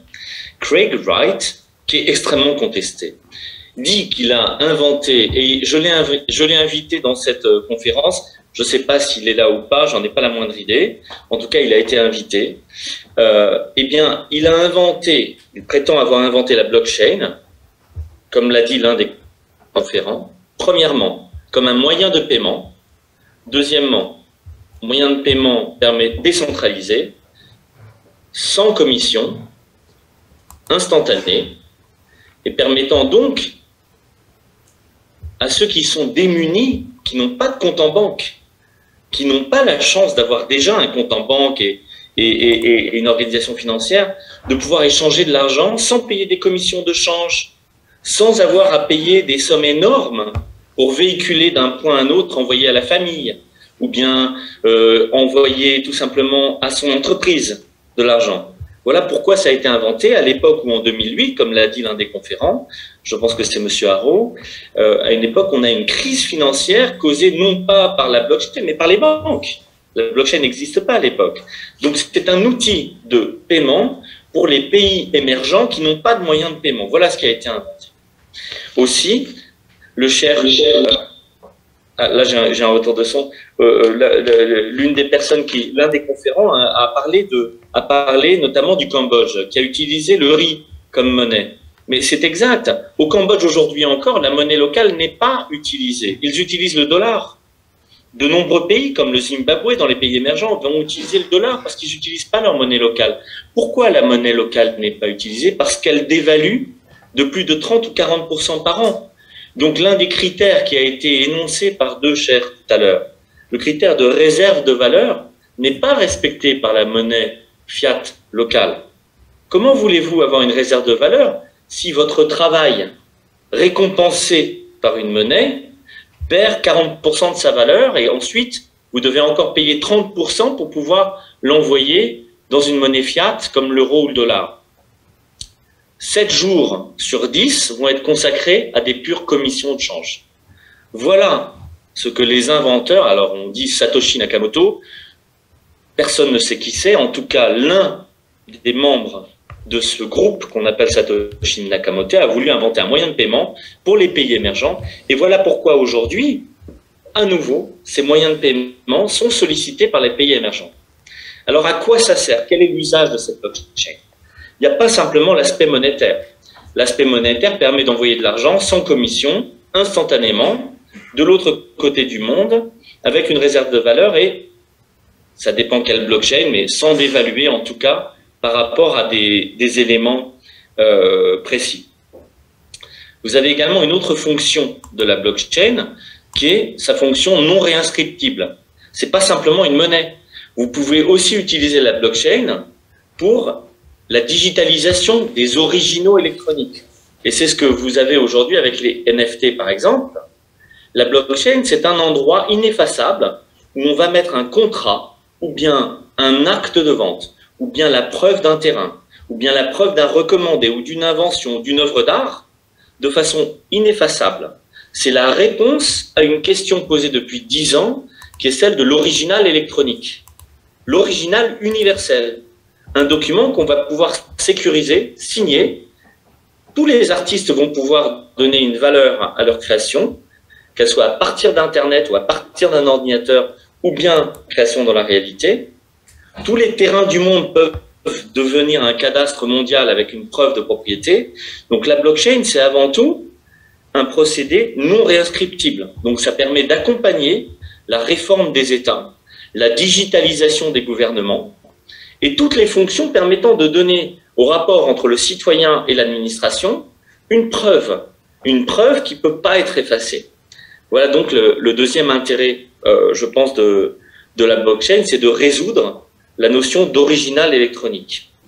Donc les applications sont infinies, elles vont dans la preuve de la propriété intellectuelle, l'antériorité, une invention, une musique, un dessin, une œuvre d'art, un film, une vidéo, mais également la preuve du cadastre, la propriété, le démembrement de la propriété. Donc la pleine propriété, l'usufruit, éventuellement un nantissement ou une hypothèque de banque. À partir du moment où on aura mis le cadastre sur la blockchain, certainement certains le feront, eh bien on pourra aller s'intéresser à un bien immobilier de l'autre côté du monde, sans passer par un réseau de confiance humain. Comme l'ont dit les deux chers qui se sont exprimés, ce n'est pas la blockchain ou la monnaie qui peut faire des crimes, c'est l'humain qui va manipuler. La monnaie, elle n'est que ce que l'on en fait, nous. Donc si on a un registre qui va nous dire qui est propriétaire, comment, quelle banque, quelle hypothèque, eh bien on aura, grâce à la blockchain également, une possibilité de confiance et de transparence non seulement fiduciaire, mais également réelle, immobilière, ou bien de l'invention, des brevets. Dans le chat, vous verrez que quelqu'un a posé une question en disant, je ne vois pas tous les questions en même temps, mais je sais que quelqu'un a voulu comparer l'or avec le Bitcoin. Cette comparaison est intéressante. En effet, l'or, elle a une valeur chimique. Le diamant, c'est du carbone. Le saphir, ou bien le rubis, c'est du dioxyde d'aluminium. Chimiquement, tous ces éléments qui ont une valeur ont une traduction chimique. La blockchain, ou Bitcoin, également, quelle que soit la monnaie, a son code. Son code est une valeur, elle est une valeur unique. Et c'est comparable, le monde chimique et le monde informatique sont comparables et ils créent des éléments uniques. Donc oui, c'est comparable. On va passer à la partie suivante et en fait, ce que je vous propose, c'est d'imaginer ensemble quel futur on peut espérer pour les cryptos. Alors, on va faire un exercice un peu compliqué pour nos intervenants. On va leur demander en 3 minutes de nous expliquer ce qu'ils envisagent pour les cryptos et quel avenir on pourrait imaginer, surtout au sein de la finance éthique. Est-ce que, Monsieur Belmadi, vous pouvez commencer, s'il vous plaît ? Bon, moi, je pense que le système monétaire, il est passé par des étapes. Comme l'a dit Cheikh Sofiane Bonjo, la crypto-monnaie s'impose aujourd'hui. On assiste Michel Aglietta, un des grands spécialistes de la monnaie, il a déjà écrit un livre très intéressant, La violence de la monnaie. Et maintenant, on parle de la guerre des monnaies. Ce qui se passe aujourd'hui sur le terrain entre la Russie et les États-Unis et l'OTAN militairement se passe aussi sur la scène monétaire. Il faut le savoir qu'il y a une guerre monétaire entre l'euro et le dollar et le yuan, monnaie chinoise, et les Chinois, et ils font un travail extraordinaire. Ils sont vraiment en avance par rapport à beaucoup de pays sur le fait de comprendre la logique de la crypto-monnaie. Je dirais c'est le futur, on va dire c'est le futur espoir des pays pauvres. Donc le système monétaire international va connaître une étape importante, ça va être la crypto-monnaie. Très bien, merci beaucoup. Donc, une vision plutôt positive sur l'avenir. Monsieur Le Petit, c'est à vous. Je vais la mitigé. Comme j'ai dit tout à l'heure, pour moi, c'est une question de balistique. La blockchain va devenir l'infrastructure technologique du monde de demain. Maintenant, comme elle est portée, et que c'est une technologie, elle est portée par des intentions qui sont diverses. On le voit, les institutions en place dans une guerre de pouvoir, et là je rejoins ce qui vient d'être dit, eh bien, sont en train, elles aussi, de s'équiper de cette technologie, sont en train de mettre en place cette technologie, notamment à travers les Central Bank Digital Currency, donc les euros numériques, les dollars numériques. Et clairement, moi, quand j'observe ça, et je pense que Haro me contredira pas, et Anis encore moins, quand je vois ces banques centrales en train de mettre en place ou tenter de déployer ces technologies-là, j'ai des doutes très profonds sur les intentions qui sont derrière. Je vois les pertes de liberté qui sont en train de s'accentuer, et particulièrement depuis 2 ans. Je vois les trajectoires qui sont en train de se tracer, et je me dis que cette technologie peut parfaitement être utilisée aussi au détriment des valeurs fondamentales qu'elle était censée porter. Maintenant, ce qui est en train de se passer, c'est une sorte de conquête d'un nouveau monde. Donc, je fais souvent ces métaphores à mes étudiants, mais la période 2017-2018, c'est comme quand, et si on s'en tient au récit traditionnel, j'ai envie de dire, de Christophe Colomb découvrant l'Amérique, c'est comme si on avait des infrastructures blockchain qui étaient parties à la conquête du nouveau monde, poser des routes, poser des ponts, créer des villes. Ça sont les infrastructures blockchain. Et là, depuis 2019, 2020, 2021, mon projet, entre autres, mais plein d'autres, ce sont des nouvelles caravelles qui traversent l'Atlantique pour aller poser des services sur ces infrastructures. Et donc là, on arrive dans une nouvelle phase qui est celle des services qui vont se créer, des services de paiement, des services d'accompagnement à la personne, des services qui vont permettre de décentraliser des services existants, réintermédier des services existants qui existaient dans le nouveau monde. Maintenant, la question qui va se poser, c'est est-ce que ce sont des services qui seront seulement et uniquement portés Et celles qui gagneront ces combats-là seront uniquement portées par des intentions de cupidité, de gains financiers, et répercuteront exactement les mêmes mécanismes qu'on a connus jusqu'à présent?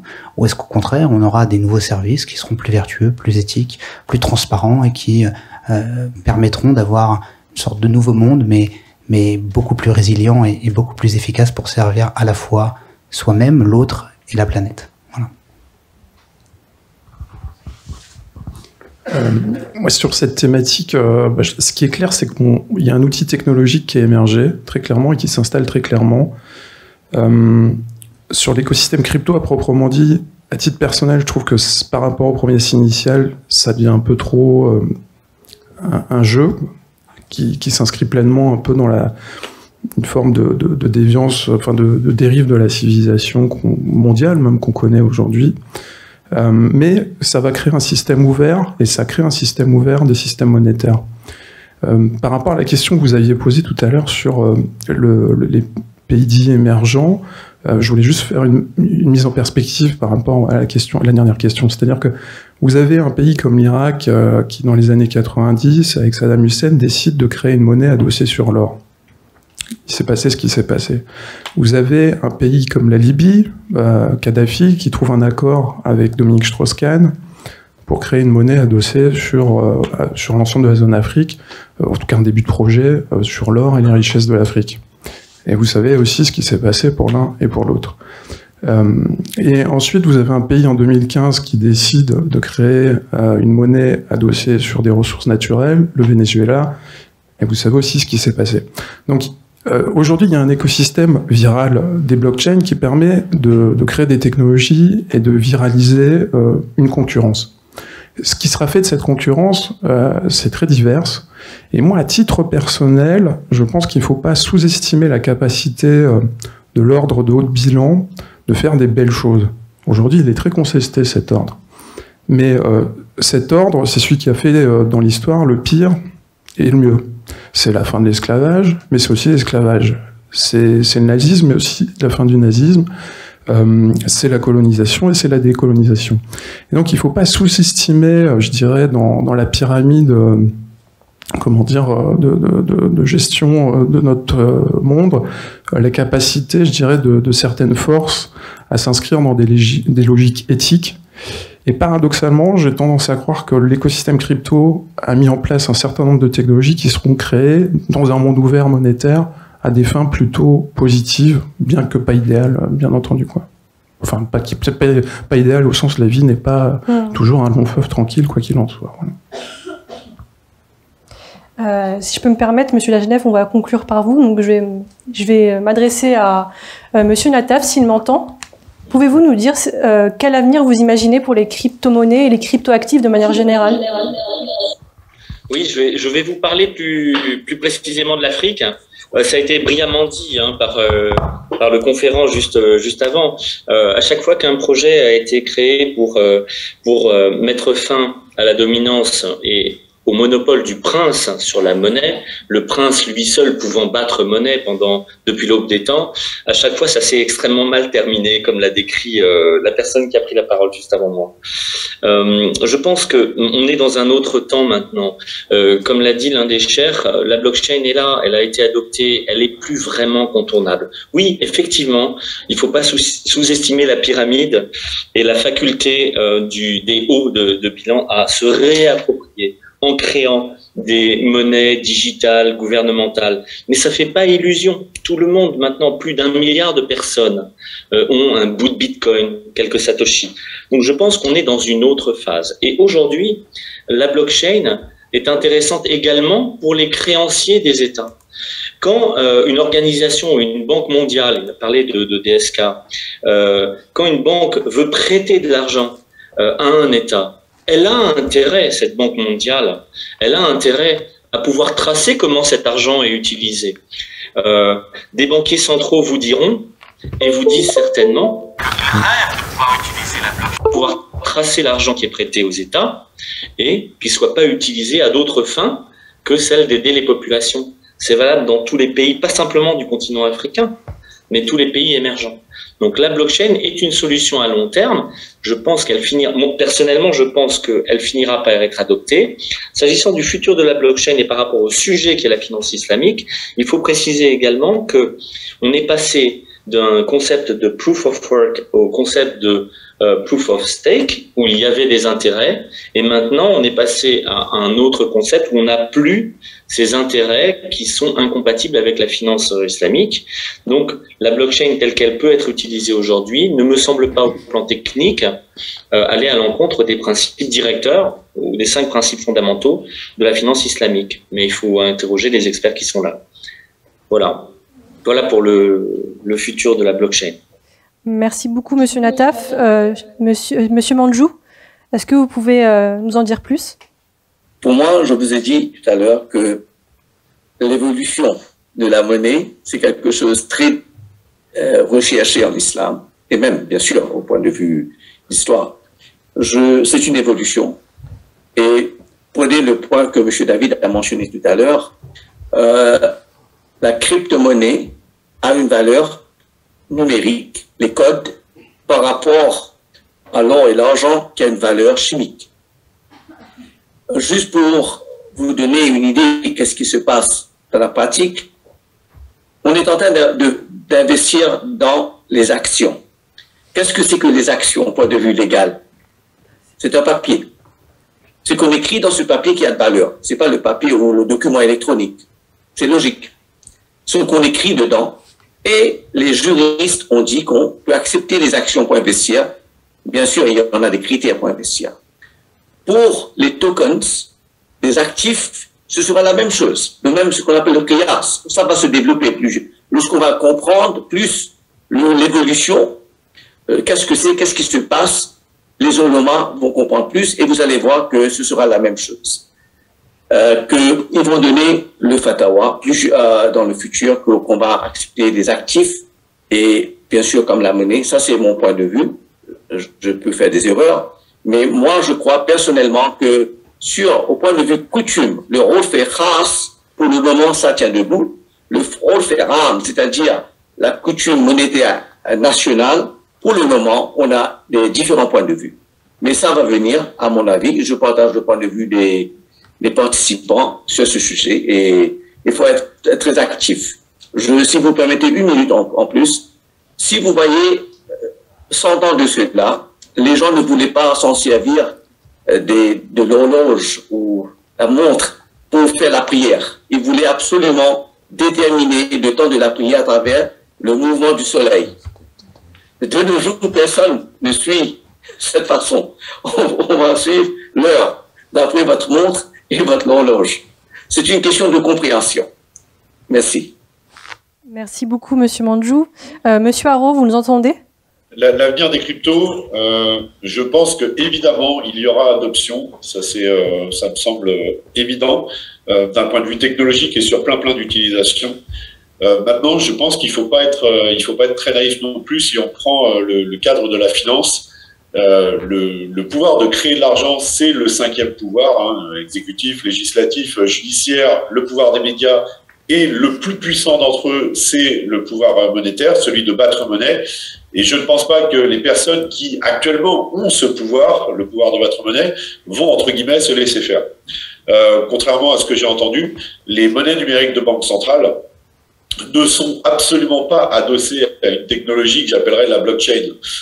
C'est extrêmement centralisé, et si on veut prendre l'essence du mot crypto-monnaie vraiment dans sa forme initiale, c'est la capacité d'avoir un réseau décentralisé, contrôlé par absolument personne, et qui du coup va plutôt être contrôlé entre guillemets par ses utilisateurs ou ses investisseurs.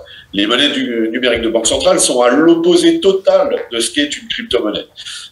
Et je pense qu'aujourd'hui, les banques centrales cherchent à récupérer, entre guillemets, la main sur ce qu'on appellerait les crypto-monnaies via leurs monnaies numériques de banque centrale, qui ne sont en rien des crypto-monnaies. Et l'autre partie qui tient, entre guillemets, le monde de la finance, c'est tout ce système financier actuellement. Et c'est une raison pour laquelle toutes les blockchains en proof of stake m'inquiètent un petit peu, parce que j'ai vraiment la sensation que, alors là on rentre un tout petit peu dans la technique, mais la différence entre les blockchains en proof of work qui seraient, j'ai envie de dire, validées par une activité industrielle, sont en opposition avec les blockchains qui sont en proof of stake et qui, elles, du coup, ont plutôt, vont favoriser le monde financier. C'est-à-dire que plus vous avez d'argent, plus vous pouvez valider des transactions et plus vous pouvez faire de l'argent avec ceci. Donc, je ne suis pas entièrement contre, je ne suis pas un bitcoiner maximaliste, mais je pense qu'une espèce de guerre pacifiste, un petit peu, va s'enclencher, et très certainement d'ailleurs a commencé, sur le fait de garder la main, entre guillemets, sur les différents pouvoirs qu'on avait par le passé. Donc, je ne suis ni optimiste ni pessimiste. J'espère simplement que les gens vont comprendre les différences entre tous ces modes-là, de manière à ce qu'ils puissent choisir. Et ensuite, qu'ils choisissent les monnaies numériques de banque centrale ou les crypto-monnaies originelles, là, ce sera le choix de chacun. Merci beaucoup, Monsieur Aron. Alors maintenant, Monsieur Lagenef, on va vous demander de nous expliquer quel est votre regard sur le monde des crypto-monnaies et des crypto-actifs de manière générale. On a eu beaucoup d'échanges sur beaucoup de thématiques. Est-ce que vous pouvez nous en dire plus sur votre vision de ce marché, s'il vous plaît? D'accord. Juste parce que je ne sais pas s'il y en a qui savent mon background. Donc, je viens de la finance traditionnelle. Donc, j'ai été responsable du trading ici à la Société Générale pendant 8 ans. Et après, j'étais chez Nomura. C'est la plus grande banque japonaise. Et après, Barclays. Et donc, moi, j'aime bien tous les discours que j'ai entendus. Mais si j'ai appris quelque chose en 16 ans de trading, c'est justement de me défaire de mes croyances. C'est-à-dire qu'on passe pas par tous avec des bonnes intentions. Donc là, je sais que je suis devant des gens qui s'intéressent à la finance islamique. Moi, pour des raisons de background aussi religieux, quand j'ai voulu rentrer dans la finance, j'ai voulu aller dans le monde des actions. Et j'ai vite fait déchanter parce que, en fait, il y avait quelque chose qui n'allait pas et j'essayais de le comprendre ardemment pendant longtemps. Est-ce que c'est la spéculation qui est un peu dans le monde des actions? Est-ce que c'est la trésor qu'on doit gérer? Mais pourtant, on ne gagne pas de PNL, c'est-à-dire qu'on ne fait pas de profit sur la trésorerie, donc on ne gagne rien en intérêt. Quand on est payé dessus, il y a zéro qui vient des intérêts, mais pourtant, il y a de la trésorerie, on est obligé de faire avec. Et ça, d'ailleurs, ça me fait penser à une phrase que j'avais lue qui m'avait touché. Il viendra un temps où on touchera tous à l'usure. C'est-à-dire, et ça, je me suis dit, waouh, c'est peut-être ça en fait, mais je me suis dit, non, c'est peut-être pas ça, c'est peut-être autre chose. Et j'ai avancé petit à petit. Et ce que j'ai compris en fait, c'est que, en fait, on connaît très très mal ce que c'est que la monnaie. Et je me suis dit, je me suis intéressé à la monnaie très très tard d'ailleurs. Donc moi, je traitais des milliards en notionnel. Et malheureusement, je connaissais même pas l'outil de travail. Ce qui m'intéressait à la fin, c'est l'argent que je faisais, mais pas l'argent avec lequel je travaillais en fait. D'où il vient. D'ailleurs, pour la petite blague, j'étais allé voir HSBC à Mana pour peut-être prendre une maison plus grande et je me suis dit, c'est peut-être éthique. Je lui ai demandé, mais madame, d'où vient votre argent? Et elle m'a dit, je vous demande pas d'où vient le vôtre, demandez pas d'où vient le mien. Donc j'ai annulé cette idée-là, donc j'ai patienté un peu et je me suis acheté ma maison tout seul. Pourquoi je parle de ça? Parce que si j'entends les mots qui viennent, il y a 3 mots là qui m'ont touché quand j'ai entendu. C'est le premier, ça parle de confiance. On dit se défaire d'un tiers de confiance, se défaire de la confiance. En gros, si on analyse bien ce qui est dit, c'est une sorte d'anarchisme. C'est-à-dire que on a ringardisé la morale depuis des siècles, on a mis à notre tête des pourris, des gens non vertueux.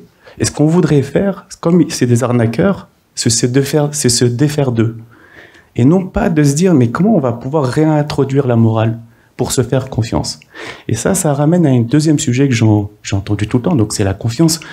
Alors moi, quand je parle jamais de Coran ou quoi que ce soit, je dis tout le temps, et c'est vrai en plus, je mens pas, mon père me disait toujours, les gens de bien, c'est ceux qui justement tiennent leurs engagements, tiennent leurs paroles.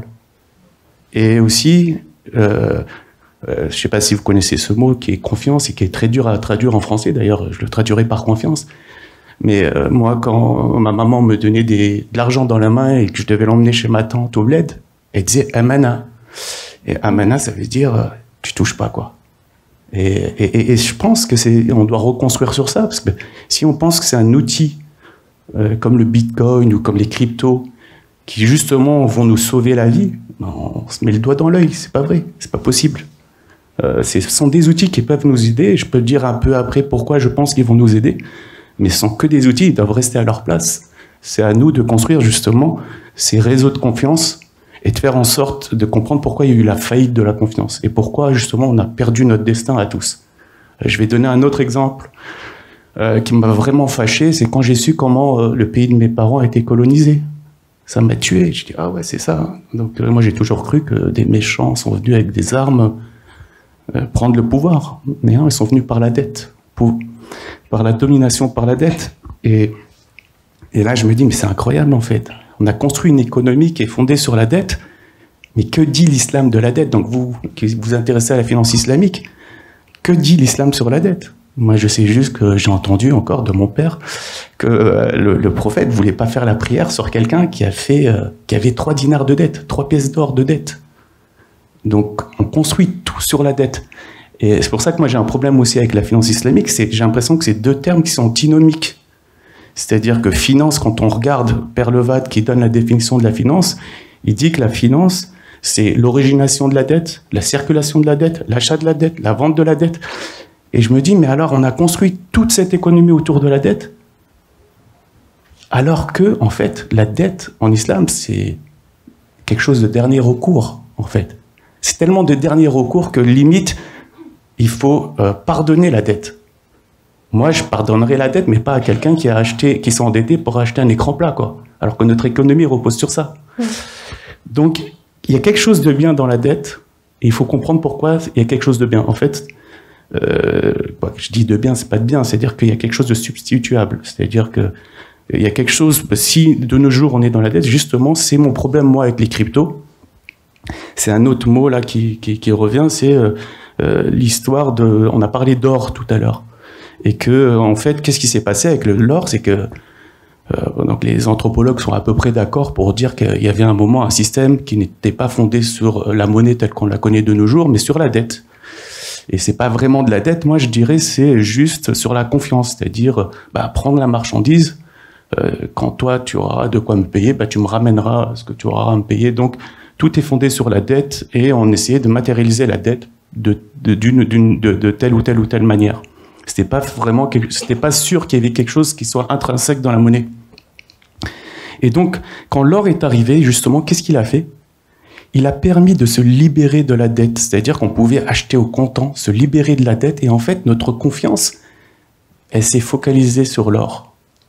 Et il y a des gens assez malins qui ont compris que toute notre confiance était concentrée dans l'or. Et que celui qui s'accaparait cet or, en fait, il allait s'accaparer notre confiance, il allait pouvoir nous contrôler. En plus, nous, on a l'amour de l'or, l'amour de l'argent. Donc, il était sûr que celui qui allait concentrer sur lui, sur l'or. Et donc, moi, j'ai toujours cru qu'il y avait beaucoup d'or dans le monde. Et une fois, j'étais avec un ami, c'est un coup de chance, c'était le gouverneur de la LIA, c'est-à-dire le CEO, le PDG de la LIA, qui est la Libyan Investment Authority. Je lui dis, Monsieur Abdelmajid, est-ce que vous savez combien il y a d'or dans le monde qui a été produit depuis la nuit des temps? Et donc lui, qui gérait des milliards, etc., ne savait pas répondre à la question. En fait, si on le met dans un cube, le cube fait 21 mètres de largeur d'arête, quoi. C'est-à-dire, c'est rien. Vous vous rendez compte? Les États-Unis, quand ils ont imposé Bretton Woods, c'est-à-dire le système monétaire que nous avons connu entre 44 et 71, ils avaient que 20 000 tonnes d'or, c'était rien, quasiment 15% de ce cube qui est minuscule. Et regardez le mal qu'ils ont fait avec justement ce pouvoir, cet or. Et donc, qu'est-ce que le Bitcoin? C'est la même chose. En fait, on a l'impression que c'est une nouvelle... J'ai bien aimé aussi M. Madani qui parle de guerre des deux monnaies. Moi, j'ai écrit un article qui s'appelle Guerre des deux monnaies aussi. C'est exactement ça. Il y a une guerre des deux monnaies, là, en gros. C'est le Bitcoin face à... déjà, la monnaie fiat, elle est morte, en fait. Elle est juste dans son lit de mort. Monnaie fiat, c'est la monnaie actuelle. C'est la monnaie dette. Et donc, qu'est-ce qui se passe? C'est que il y a une monnaie ils veulent pas perdre le contrôle, les gens qui sont à la tête justement de cette pyramide, et ils veulent mettre en place les CBDC, c'est-à-dire les monnaies digitales centralisées. Et donc, il va y avoir une guerre entre les cryptos décentralisés et les cryptos centralisés, et ça va être une guerre fratricide. Et en fait, c'est une guerre qui a déjà eu lieu au 19e siècle, sauf qu'elle avait un autre nom. On disait la banking school, c'est-à-dire la monnaie crédit, face à la principal currency. Et en gros, c'est qui est la monnaie dure, telle qu'on la connaît. Et donc, on va revivre cette guerre. Donc, ça va nous mener à quoi, en fait? C'est juste un retour en arrière, sauf que ça va être accéléré. Et donc, c'est quoi la solution? C'est que c'est bien de critiquer, mais à un moment, il faut savoir c'est quoi l'antidote. D'ailleurs, pour l'histoire, est-ce que c'est centralisé ou décentralisé? Est-ce que la monnaie doit être... J'entends souvent ce discours-là. En fait, c'est pas un problème.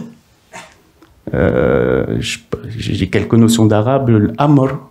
Il n'y a pas de mal à respecter quelqu'un qui est droit et juste et à qui on doit allégeance parce qu'il gère la société, on n'est pas censé vivre en anarchisme. Donc, il n'y a pas de problème. C'est juste qu'à un moment que si nous, on change ce qui est en nous-mêmes et qu'on arrive à imposer justement l'éthique, la morale, la droiture, la confiance, la parole, et qu'on comprenne nous pourquoi on est mauvais, pourquoi les banquiers et le capitalisme financier qu'on critique tellement, mais pourquoi ils sont aussi forts? Je dis tout le temps, moi, le système bancaire quand j'y étais, où en morning meeting le matin, une stagiaire peut se lever et dire qu'elle n'est pas d'accord avec le boss de la salle et qui argumente, etc. Ça existe nulle part. La liberté, c'est le propre de l'homme. Et je vois une stagiaire, moi je venais d'arriver depuis 3 mois, je suis tombé par terre. C'est aussi pour ça que les banques sont fortes. Les banques sont fortes pourquoi? Parce qu'elles sont fortes de notre impatience. C'est-à-dire que quand on comprend pas, mais quand on va chez le banquier, on veut tout de suite acheter la dernière voiture, le dernier iPhone, etc. Ce qu'on est en train de faire, c'est qu'on lui donne à lui la possibilité de ramener à aujourd'hui l'argent que je vais gagner plus tard. Et si vous croyez qu'il fait ça pour zéro, vous mettez encore une fois le doigt dans l'œil. Et donc c'est justement cette notion de temps, de patience qu'on a délaissé et qu'on rentre dans... Moi, quand j'écoute les discours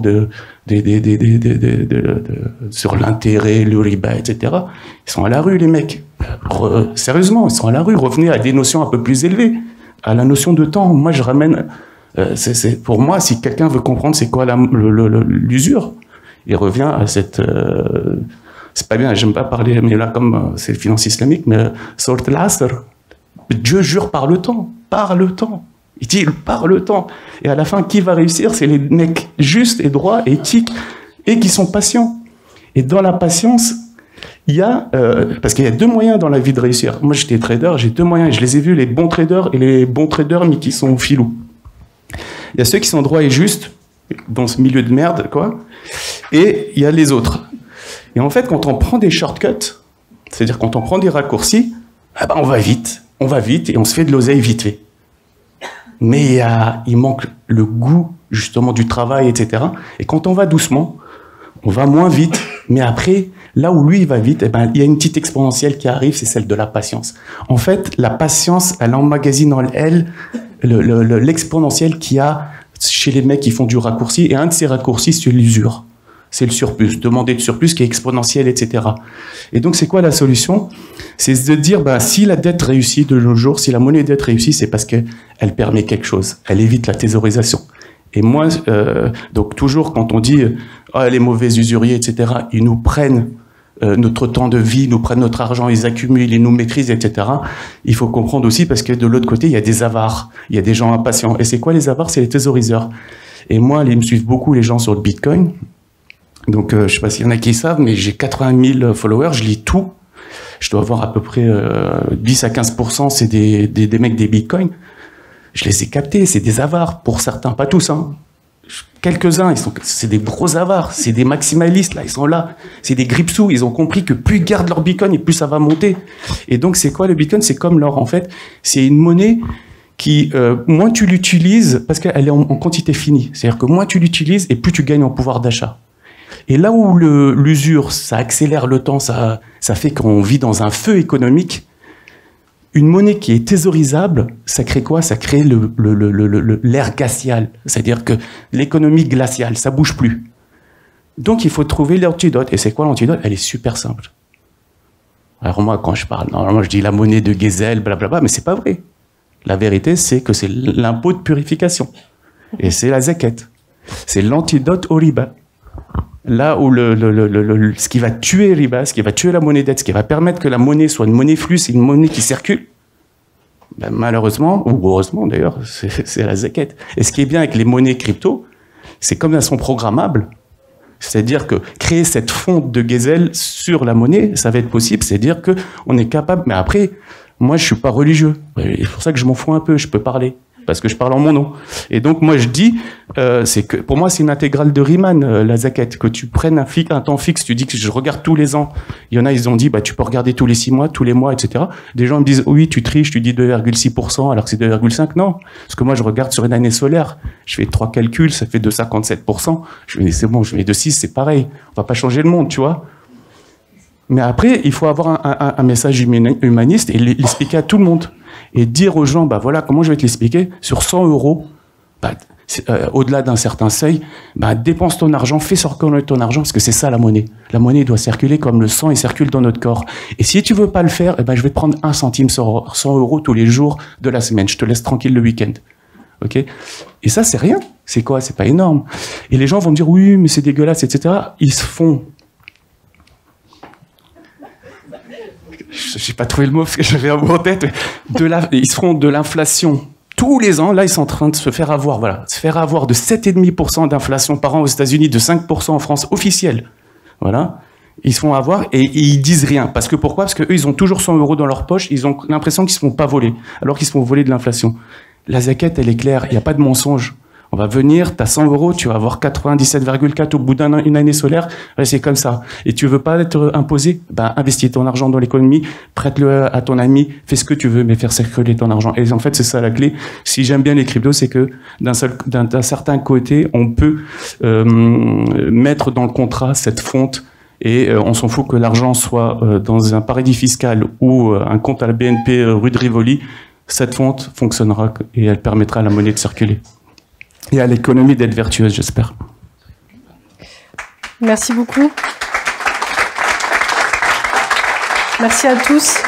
Maintenant, on va passer à la partie questions-réponses. On va prendre quelques questions. On n'a pas forcément le temps de prendre toutes les questions. On va en prendre quelques-unes. Peut-être une question en ligne qui a été posée, Fodje. Devons-nous considérer qu'une communauté internationale de plusieurs centaines de millions qui adopte le Bitcoin ne serait pas une adoption légitime? Dans quel sens? C'est tout à fait légitime si on considère que c'est une monnaie. Donc le problème, c'est que comment on acquiert cette monnaie? Qu'est-ce qu'on fait? Les moyens, c'est-à-dire le Bitcoin, il reste le Bitcoin ou bien le blockchain, c'est une technologie. Quel est notre rapport? C'est-à-dire le Binance, par exemple, c'est-à-dire ces plateformes. Il faut les étudier. Les leviers financiers, il faut les étudier. C'est-à-dire, il y a des financiers musulmans qui détaillent ces questions-là que beaucoup de gens ne connaissent pas. C'est dans les détails qu'il faut aller, qu'il faut chercher. Nous, au niveau de... Je suis vice-président du CIFI, Comité indépendant de finance islamique en Europe. On a eu l'expérience d'étudier ce qu'on appelle les montages financiers dans leur fin détail. Et il faut les revoir chaque 3, 4, 5, 6 mois. Parce que ils changent comme la traçabilité, comme AVS dans la viande. Est-ce que c'est de la viande halal ou non? Il faut voir d'où ça vient et qu'est-ce qu'on en fait. Donc, il n'y a aucun souci que ce soit une communauté. De toute façon, les gens ne se connaissent pas entre eux. Merci beaucoup, cher. Bonsoir à tous. Alors la question donc, concerne en fait l'éthique, puisqu'on a parlé depuis le début et pendant toute la conférence donc d'éthique. Donc ma question, je la pose à tout le monde de manière générale. Donc est-ce que comment en fait on a envisagé ou est-ce qu'on envisage d'auditer en fait l'éthique? Si on l'a envisagé, si oui, comment? Alors, l'éthique, c'est quelque chose qui a été dit, je crois, par Yann, c'est quelque chose de subjectif, par définition. Chacun a son éthique personnelle. Donc c'est au regard de chaque individu de poser un constat sur l'éthique de quelque chose. Et surtout, l'éthique, c'est quelque chose qui est continuellement en devenir. Donc on n'a jamais cessé d'être éthique. Donc même quand on audite, et là je rejoins ce qui vient d'être dit, même quand on audite un projet, quand on éthique une initiative, une intention, elle peut être éthique à un instant T, mais si... quelques mois ou quelques années plus tard, eh bien, le constat est identique et surtout, finalement, le projet est resté à l'identique. Est-ce qu'il est toujours éthique? s'il n'a pas cherché à encore s'améliorer? Est-ce que après plusieurs années, en maintenant exactement la même ligne directrice, on continue à être éthique si on n'améliore pas finalement cette éthique-là? Maintenant, sur est-ce qu'on a des moyens d'auditer l'éthique, c'est une question que je me suis posée il y a 3 ans simultanément à la création de mon projet. C'est que autant je pouvais considérer que mon projet portait un certain nombre d'intentions qui étaient propres à mon éthique personnelle, à mes constats personnels sur ce qu'était la finance, son opacité et les problématiques que ça posait, autant mon projet il répond à 3 problématiques: une viabilité économique. Donc, c'est une entreprise à but lucratif. Une réponse à une problématique de marché. Elle cherche à répondre à une problématique que se posent des consommateurs. Et troisièmement, ce qui est assez innovant, c'est qu'elle cherche à répondre aussi aux enjeux sociétaux de notre époque. En étant conscient que c'est simple, si on n'y répond pas et si les entreprises ne jouent pas un rôle actif dans ces problématiques-là, il n'y aura plus de marché sur lequel se reposer, donc il n'y aura plus de profitabilité. Donc c'est répondre à ces 3 problématiques. Mais comme j'ai un but lucratif, c'est difficile d'être à la fois porteur de ces notions ou de ces intentions, et en même temps d'être le juge de ce qu'est l'éthique et de la définir, ou en tout cas de poser un regard neutre sur cela.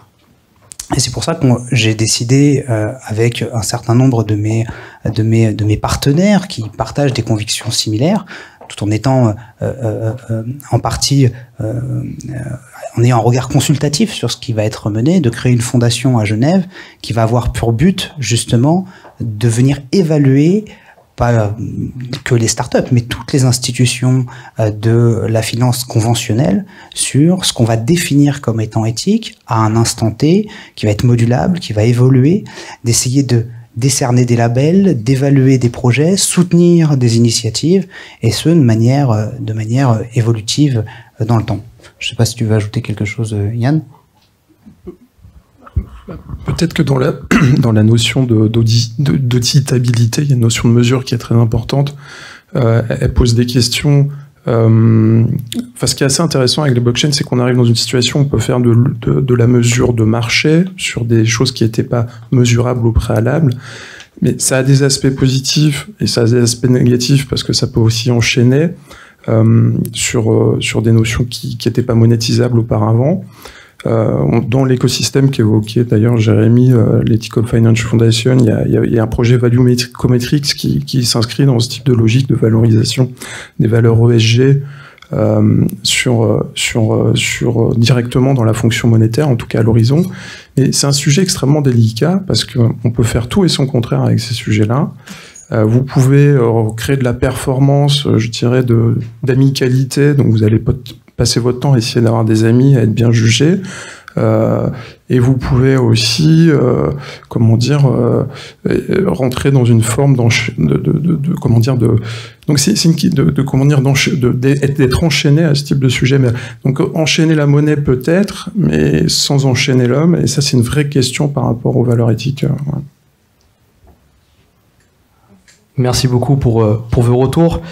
Juste un petit mot avant de passer au cocktail. Donc, partez pas en courant. Attendez, il y aura certains vont avoir faim.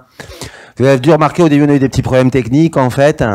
Bon, malheureusement, on a été hacké sur notre Zoom avec, des images pas terribles diffusées.